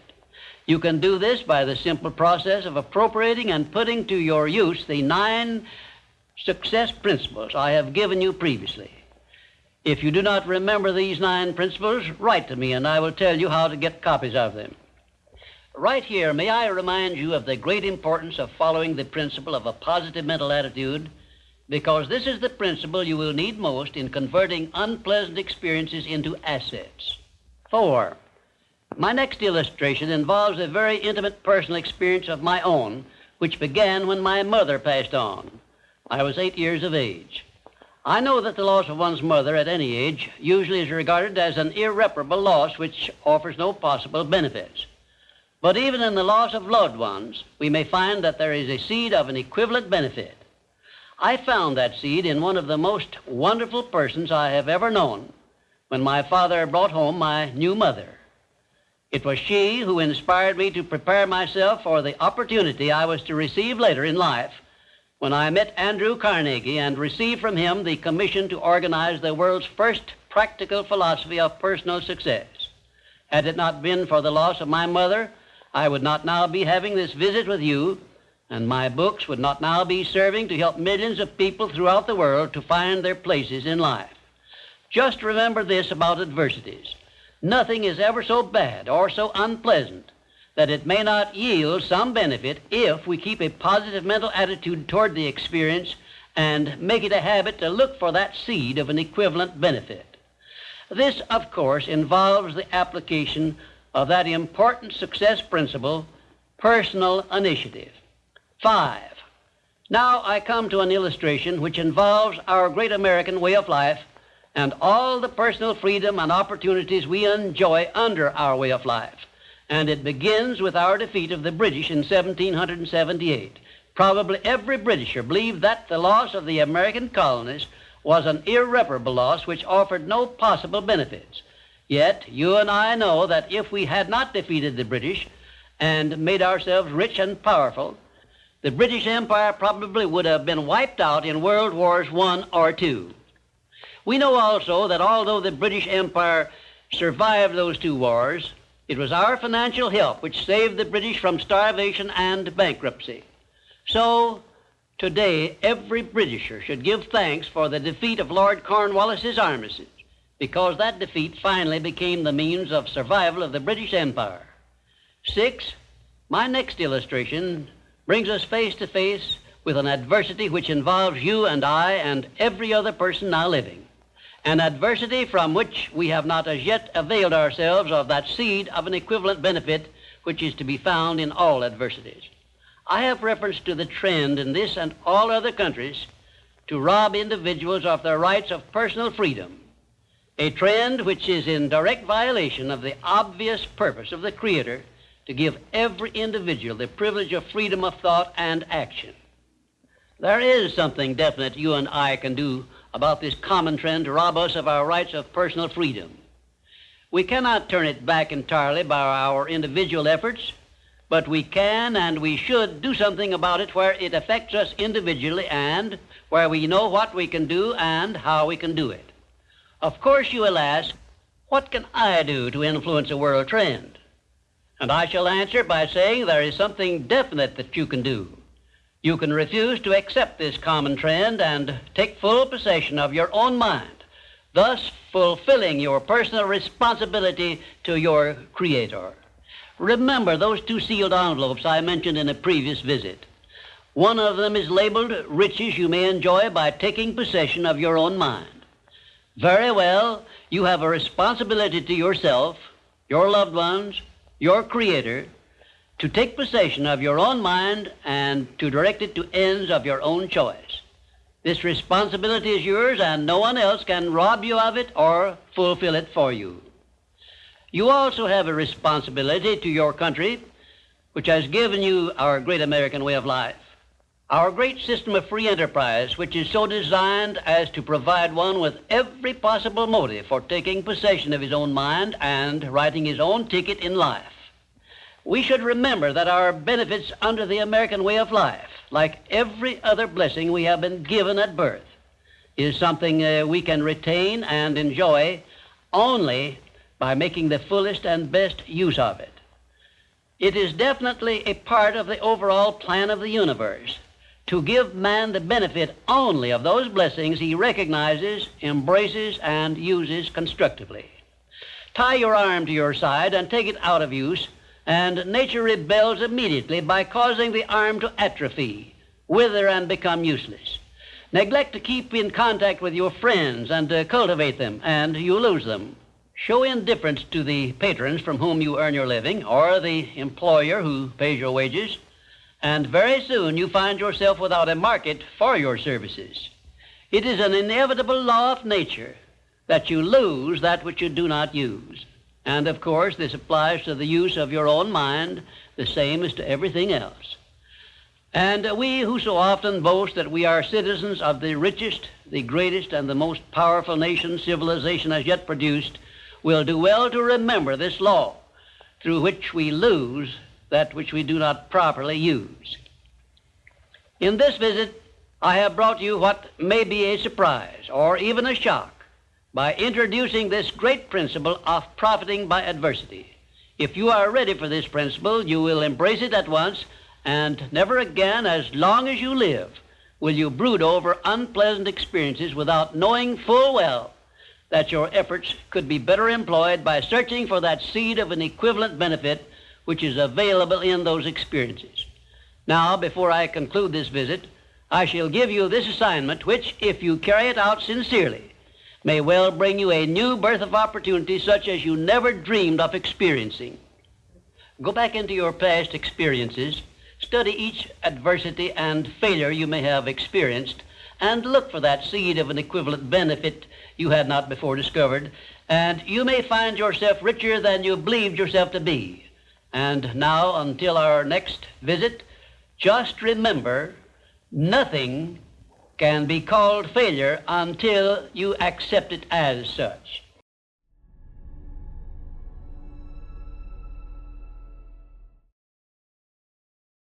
We have now come to our 11th visit, where I shall present creative vision, the success principle which is responsible for the building of all of our plans, aims, and purposes.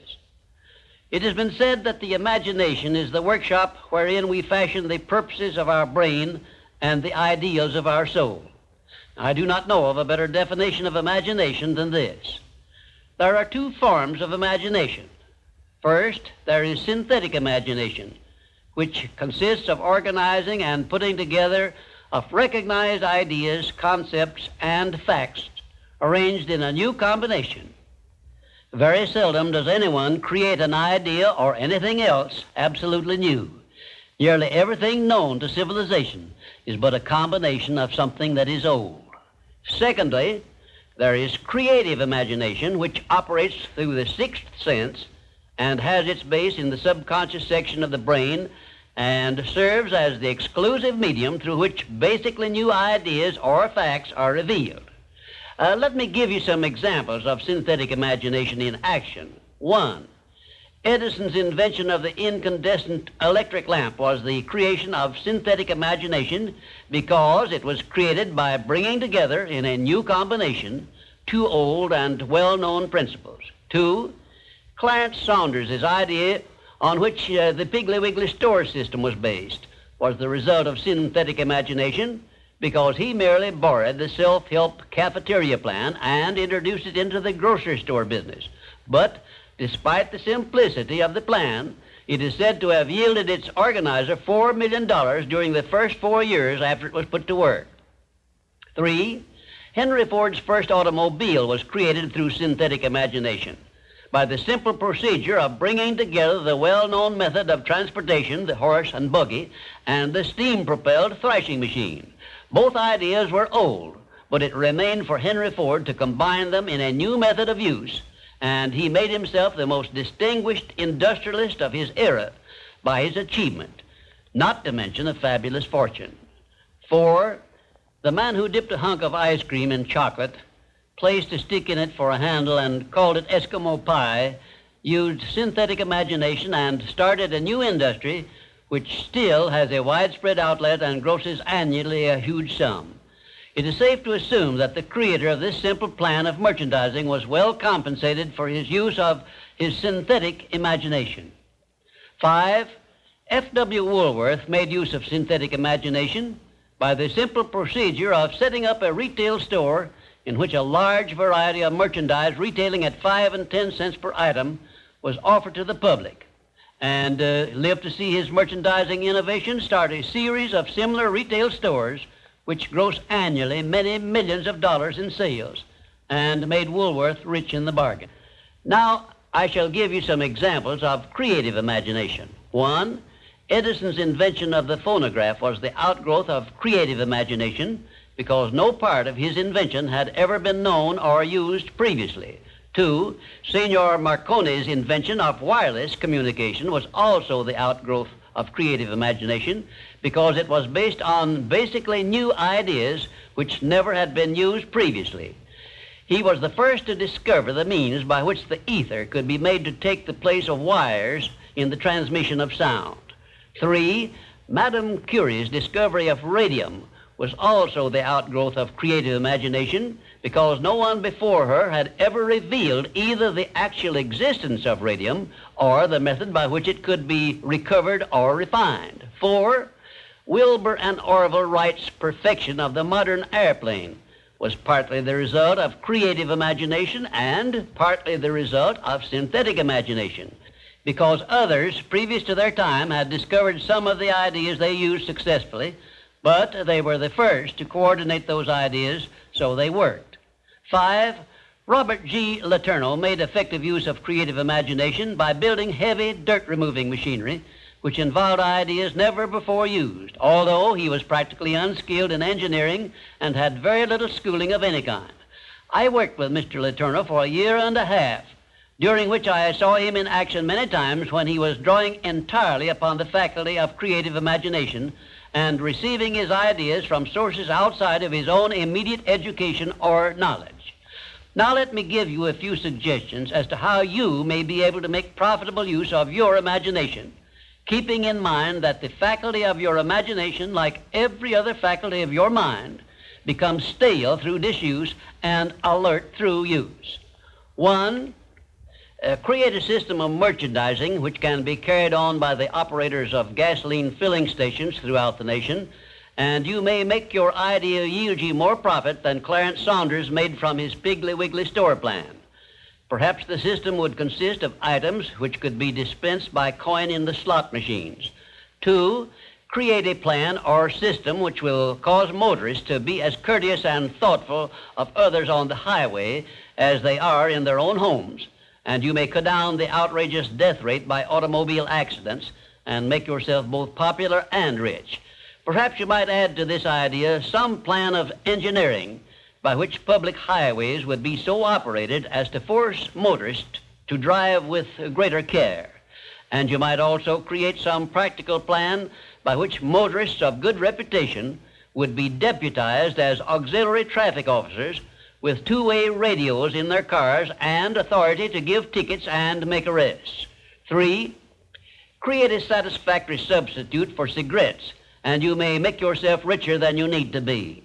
4, give me an acceptable method for taking these principles of success to children of the graded school age, and I will tell you how to make yourself rich both in money and in happiness, which comes from contributions of service which benefit posterity by improving the youth. Give me a plan which will arouse and alert people to recognize and make use of the potential of their own minds, and I will give you a job for the remainder of your life at pay which perhaps you never dreamed of getting. 6, bring me an acceptable storybook slanted to the interest of children from 6 to 12 years of age, based upon the 17 principles of the science of success, and I will ensure the publication and distribution of the book on a scale which will make you richer than you need to be. This idea probably can be best refined through the mind of a woman who understands children, loves them, and can speak in terms that will get their attention. And right here, in case you have not already recognized the fact, I am bringing you very near the point where people sometimes tune in on their creative imagination and come up with ideas which benefit great numbers of people and make themselves popular and rich. I am going to give you these suggestions solely as inspiration intended to introduce you to your faculty of creative imagination. All the good ideas have been used up, did I hear you say? Quite to the contrary, the best ideas are yet to be revealed and put into service of mankind. There are no more opportunities to become rich, did I hear you say? Listen, please, for I have an answer for this one. The Napoleon Hill Associates are engaged in the business of helping people with sound ideas to bring them forth and give them to the world in return for riches. If you have an idea you think is good, write me about it, and I will give you my opinion of it. If you have a sound idea which you think will benefit those with whom or for whom you work, write me about it, and I will tell you what to do with it. If you have discovered a better way of doing anything, write me about it, and I will offer you suggestions for benefiting by your discovery.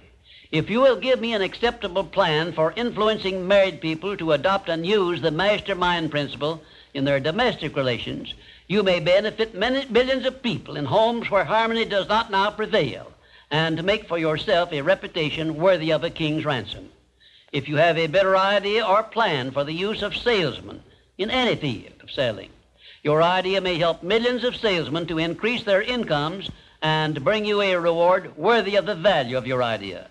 If you can create an idea which will help retail store owners to display their merchandise to better advantage so as to increase their sales, write me about your idea, and if I believe it's sound, I will tell you what to do with it. I am still talking to you about exercising your faculty of imagination, but I am limited as to the number of ideas I can give you in so short a time. But I will give you some more useful ideas in my next visit. Imagination is a trait which becomes alert only by constant action based on the success principles I have described in these visits. You are the one who must supply this action.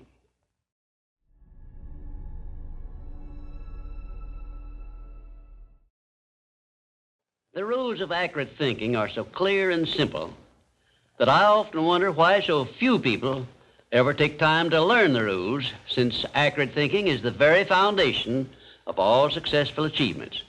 In this visit, I shall give you a working description of the rules of accurate thinking, which all successful people follow. First of all, accurate thinking is based on two simple fundamentals. They are called inductive reasoning and deductive reasoning. Inductive reasoning is used when the necessary facts on which to base your thinking are not available. In this case, you act on hypotheses, or what you assume the facts to be. Deductive reasoning is used when you have the facts or what appear to be the facts on which to base your thinking.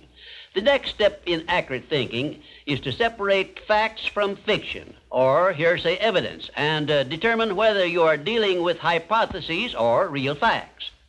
When you are sure you have dependable facts on which to base your thinking, you take the second step by separating these facts into two classes. One is important facts, and the other is unimportant facts.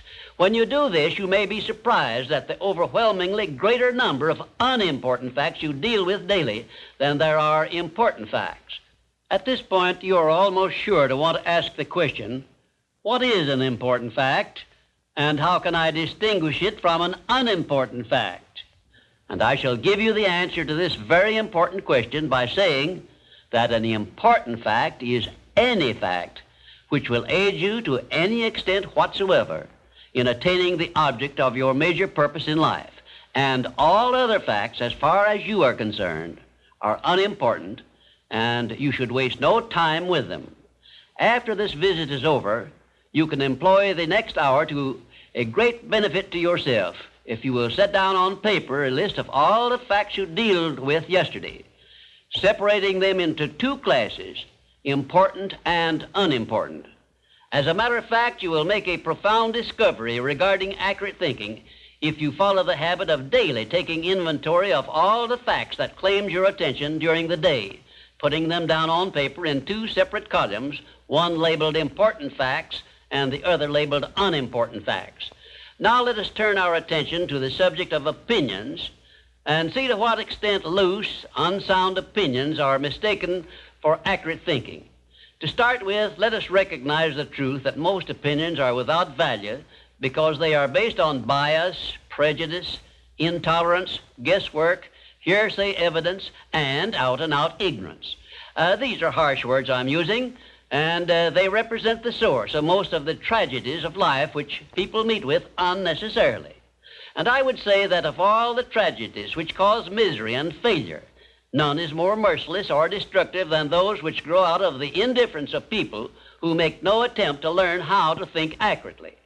I shall never forget an experience I had with President Woodrow Wilson while I was working for him during World War I. I asked the President what effect he believed World War I would have on civilization, and his reply was brief, but it was a masterpiece which you should remember as long as you live. "I cannot answer your question," said the President, "because I have no facts on which to base an opinion." If you will remember Woodrow Wilson's 15-word speech every time you are about to express an opinion about anything, the chances are that you will soon get out of the habit of expressing or even having opinions not based on something more substantial than biases, prejudices, and emotional feelings which often serve as fathers to facts. You will learn, if you observe carefully, that the more successful a person is, the less he is inclined to express wild, unjustified opinions about anything. Also, you must have observed already that the drifters who are suffering with frustrations because they recognize they are failures usually have an assortment of opinions on about everything you can imagine. When I hear someone expressing a definite opinion about something of which I have definite reason to believe he knows little or nothing, I think of an experience I had when I stopped a Quaker on the streets of Philadelphia and asked him the time of day. He took out his watch, examined it carefully, and then in a slow, emphatic tone of voice he said, "Well, sir, according to this alleged timepiece, it appears to be approximately 1 minute and 10 seconds past 12 o'clock. I was particularly impressed by the care with which this Quaker identified the source of his information which he was passing on to me, and I often thought afterward how beneficial it would be if all people who express opinions or give out information would take the time to identify the source from which they were able to speak. I cannot influence all people to engage in this sort of safe thinking, but I can suggest that you give it consideration in connection with this visit on the subject of accurate thinking. Now, I shall give you a simple rule which may help you avoid being misled by unsound opinions expressed by other people. When you hear someone make a statement which your reason cannot accept as being sound, or which you question or should, for safety's sake, question for any reason whatsoever, ask a simple forward question. How do you know? Then stand firm on that question and either force the speaker to identify the source from which he got the information he is endeavoring to pass on as facts, or reject the statement entirely as if it had not been made. And do this no matter who is speaking or what may be his reputation for truth and veracity. Remember, you are given as your richest birthright the privilege of controlling your own thoughts. Therefore, treat this divine gift with the profound respect to which it is entitled, and do not allow anyone to do your thinking for you or to influence your thinking in any manner whatsoever, except by the rules of accurate thinking I am passing on to you. Follow this procedure regardless of what people think or say about your method of thinking. If they wish to call you a cynic or a doubting Thomas, let that be their misfortune. But for your own good, go right on thinking by rules which will save you from many mistakes and tragedies throughout your life. Now I will give you 7 rules to follow, which, if you memorize them and follow them as a daily habit, may bring you top rating as an accurate thinker. 1, never accept the opinions of other people as being facts until you have learned the source of those opinions and satisfied yourself of their accuracy. 2, remember that free advice, no matter from whom it is received, will bear the closest of examination before it is acted upon as safe. And generally speaking, this sort of advice is worth exactly what it costs.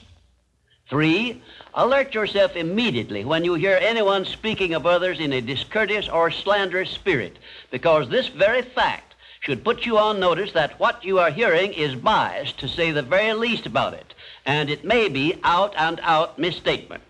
4, in asking others for information, do not disclose to them what you wish the information to be, because most people have the bad habit of trying to please under such circumstances. Well-measured, tactful questions can be of great benefit to you in thinking accurately.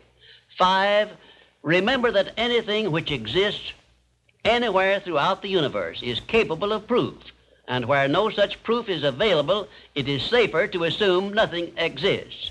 6, one of the great unexplainable miracles consists in the fact that both truth and falsehood, no matter by what means they may be expressed, carry with them a silent, invisible means of identifying themselves as such.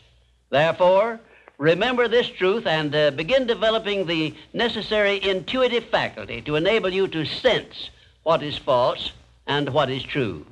7, follow the habit of asking, how do you know, when anyone makes a statement you cannot identify as true. Follow this habit faithfully, and you will see many persons squirm and turn red in the face when you insist upon a direct reply. The most accurate thinkers are the scientists.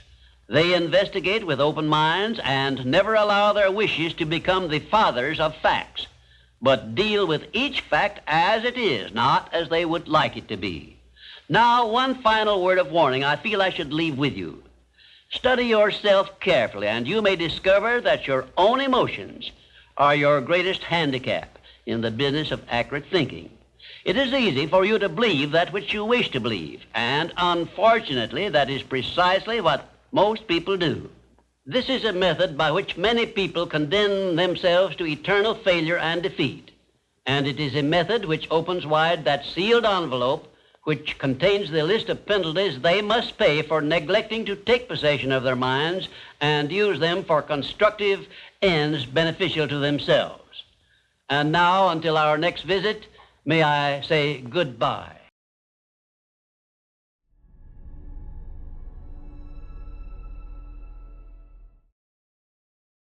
The 13th visit brings us to the analysis of a law of nature which is the basis of all of our habits, both the good habits and the bad. This law is a vital part of the 17 success principles because it is the means by which you and every other person can put into operation an irresistible power by which your aims and purposes are attained almost automatically by the action of your habits. I have named this law cosmic habit force because it is the law which gives definiteness of action to everything which moves throughout the entire universe.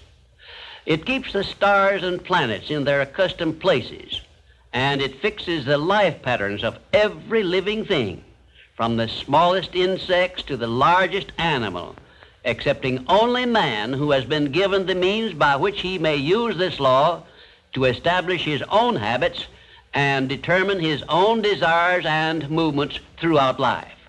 Cosmic habit force binds every living thing lower in the scale of intelligence than man with what we call instinct. But man can rise above these fixed patterns by which lower forms of life live and establish his own pattern.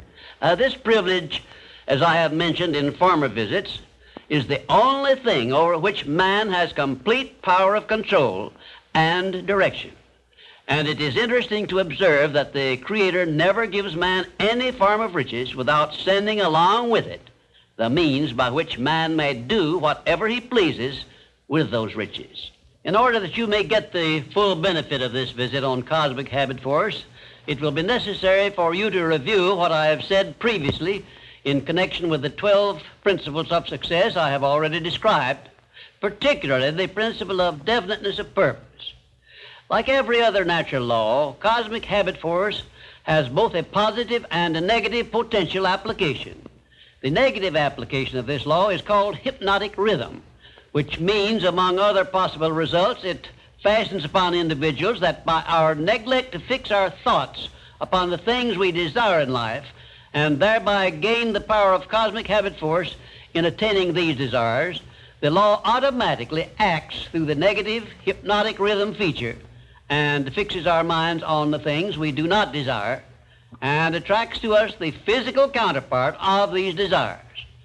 Understand this principle of the law of cosmic habit force, and obviously you will have a better conception as to how essential it is to keep your mind occupied with the life pattern and the things and circumstances you desire until this pattern is taken over and made permanent by cosmic habit force. Cosmic habit force is the watchdog, so to speak, which looks over your shoulder all through life, examines every thought you release, every act in which you engage, and forces upon you the penalties or the rewards in those two sealed envelopes I described in a previous visit. When you understand the principle of cosmic habit force, it is clear enough that you cannot go through life without using the power of this law to carry out the circumstances and the desires you voluntarily choose, or by your neglect allow the same law to force you to pay the penalties I described.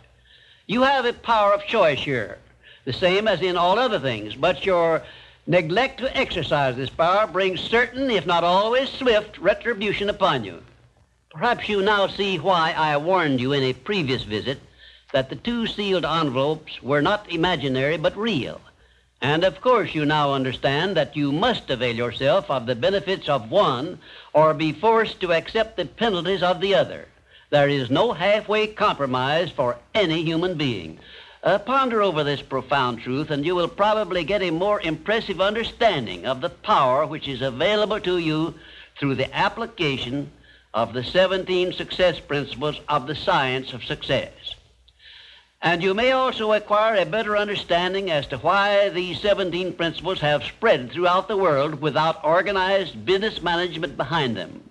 Why this science of success philosophy is believed to have brought personal success to more people than has any other philosophy designed to help individuals to take possession of their own minds. The nearest to a description of the law of cosmic habit force I have seen is Emerson's law of compensation, in which he so clearly established the truth that nothing ever just happens by luck, but every effect has its definite cause, albeit we often observe effects, the causes of which we cannot isolate or understand. If you will read Emerson's essay on compensation again, in view of what I have said about the law of cosmic habit force, you may get much more from it than you absorbed from it previously. Now I shall give you a variety of illustrations as to how the law of cosmic habit force operates. One, First of all, let me call your attention to the fact that cosmic habit force fixes the habits of the electrons and protons of matter, so that their relationship and chemical behavior always follow the same pattern. Thus we see that everything throughout the universe comes under the influence of cosmic habit force, and everything moves and exists by a pattern which is immutable and enduring, except man who, as I have said, can break the habits established by cosmic habit force which affect him and set up in their place habits of his own choice. 2. Cosmic habit force fixes the pattern of every form of vegetation which grows from the soil of the earth, so that each thing reproduces after its own pattern. A grain of wheat always reproduces other grains of wheat, but never makes the mistake of producing oats or some other form of growth. An oak tree always springs from an acorn, but never from any other cause, the pattern having been permanently fixed in the acorn by the law of cosmic habit force. One atom of hydrogen and 2 atoms of oxygen combined always produce water, never anything else, because the pattern of their chemical reaction has been fixed by cosmic habit force. 3. When the human mind is focused on a definite major purpose, the law of cosmic habit force goes into action immediately and attracts to the individual the material equivalent of that purpose, and the procedure is inexorable and never varies. However, hypnotic rhythm, the negative application of the law, will just as definitely attract to one all the undesirable things and circumstances which the mind is allowed to dwell upon, such as poverty, ill health, failure, fear, and all other undesirable things. 4. Cosmic habit force, expressing itself through the emotion of sex, is the means by which every living thing perpetuates its species. Understand this truth, and you will better understand the irresistible forces of the profound emotion of sex, the means by which nature creates all living things. You will also better understand why aims and purposes, which are expressed orally under the great creative forces of sex emotion, are acted upon so rapidly by cosmic habit force. And you will understand why it is so essential to learn how to transmute the emotion of sex into the carrying out of your aims and purposes. 5. We sometimes hear people speak of successful men as being on the beam, by which they mean that those who enjoy success have established a success thought pattern in their minds, which cosmic habit force has picked up and carried out to its logical conclusion. You are on the beam when you take possession of your mind, direct it to definite ends in a spirit of belief in your attainment of those ends, and keep your mind busy in carrying out your purpose instead of allowing it to drift to subjects you wish to avoid.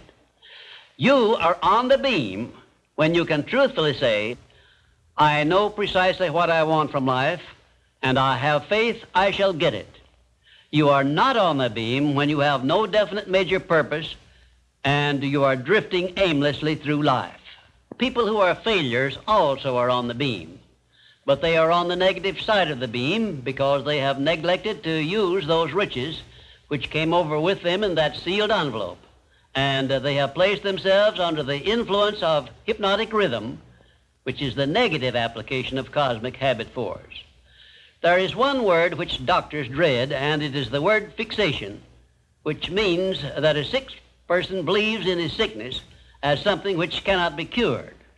Fixations can become a priceless asset by those who have discovered the great master key to success and have learned how to develop fixations in their minds based on the things they desire most in life.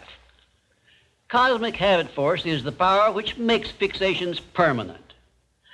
You should have a definite fixation based on your major purpose in life, but you are the only one who can create this fixation. You can do it by taking possession of your own mind and keeping it directed toward the attainment of your major purpose. If you will do this by following all the instructions I have given you in these visits, in a short time you will find yourself on the beam and headed directly toward everything you desire and deserve to receive. Lastly, remember that your mental attitude is something you control outright, And you must use self-discipline until you create a thought pattern or thought habits which keep your mental attitude positive at all times.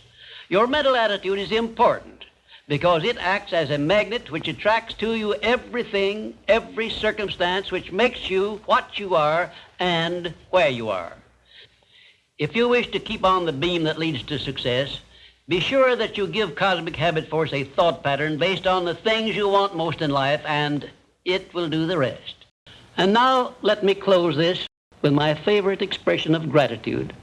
O divine providence, I ask not for more riches, but more wisdom with which to make wiser use of the riches you gave me at birth, consisting in the power to control and direct my own mind to whatever ends I desire.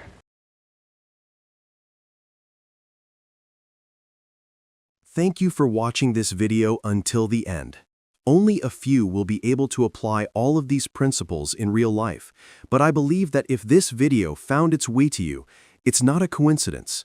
It means you're ready to change your life. Also remember, these life principles have helped many people succeed in all kinds of professions, and I truly believe that with the help of this advice, you can achieve success too. Share this video with someone who needs it. Leave a like if you enjoyed it, and post a comment to share your thoughts. Tell us your story. We'd love to hear how this message resonates with you.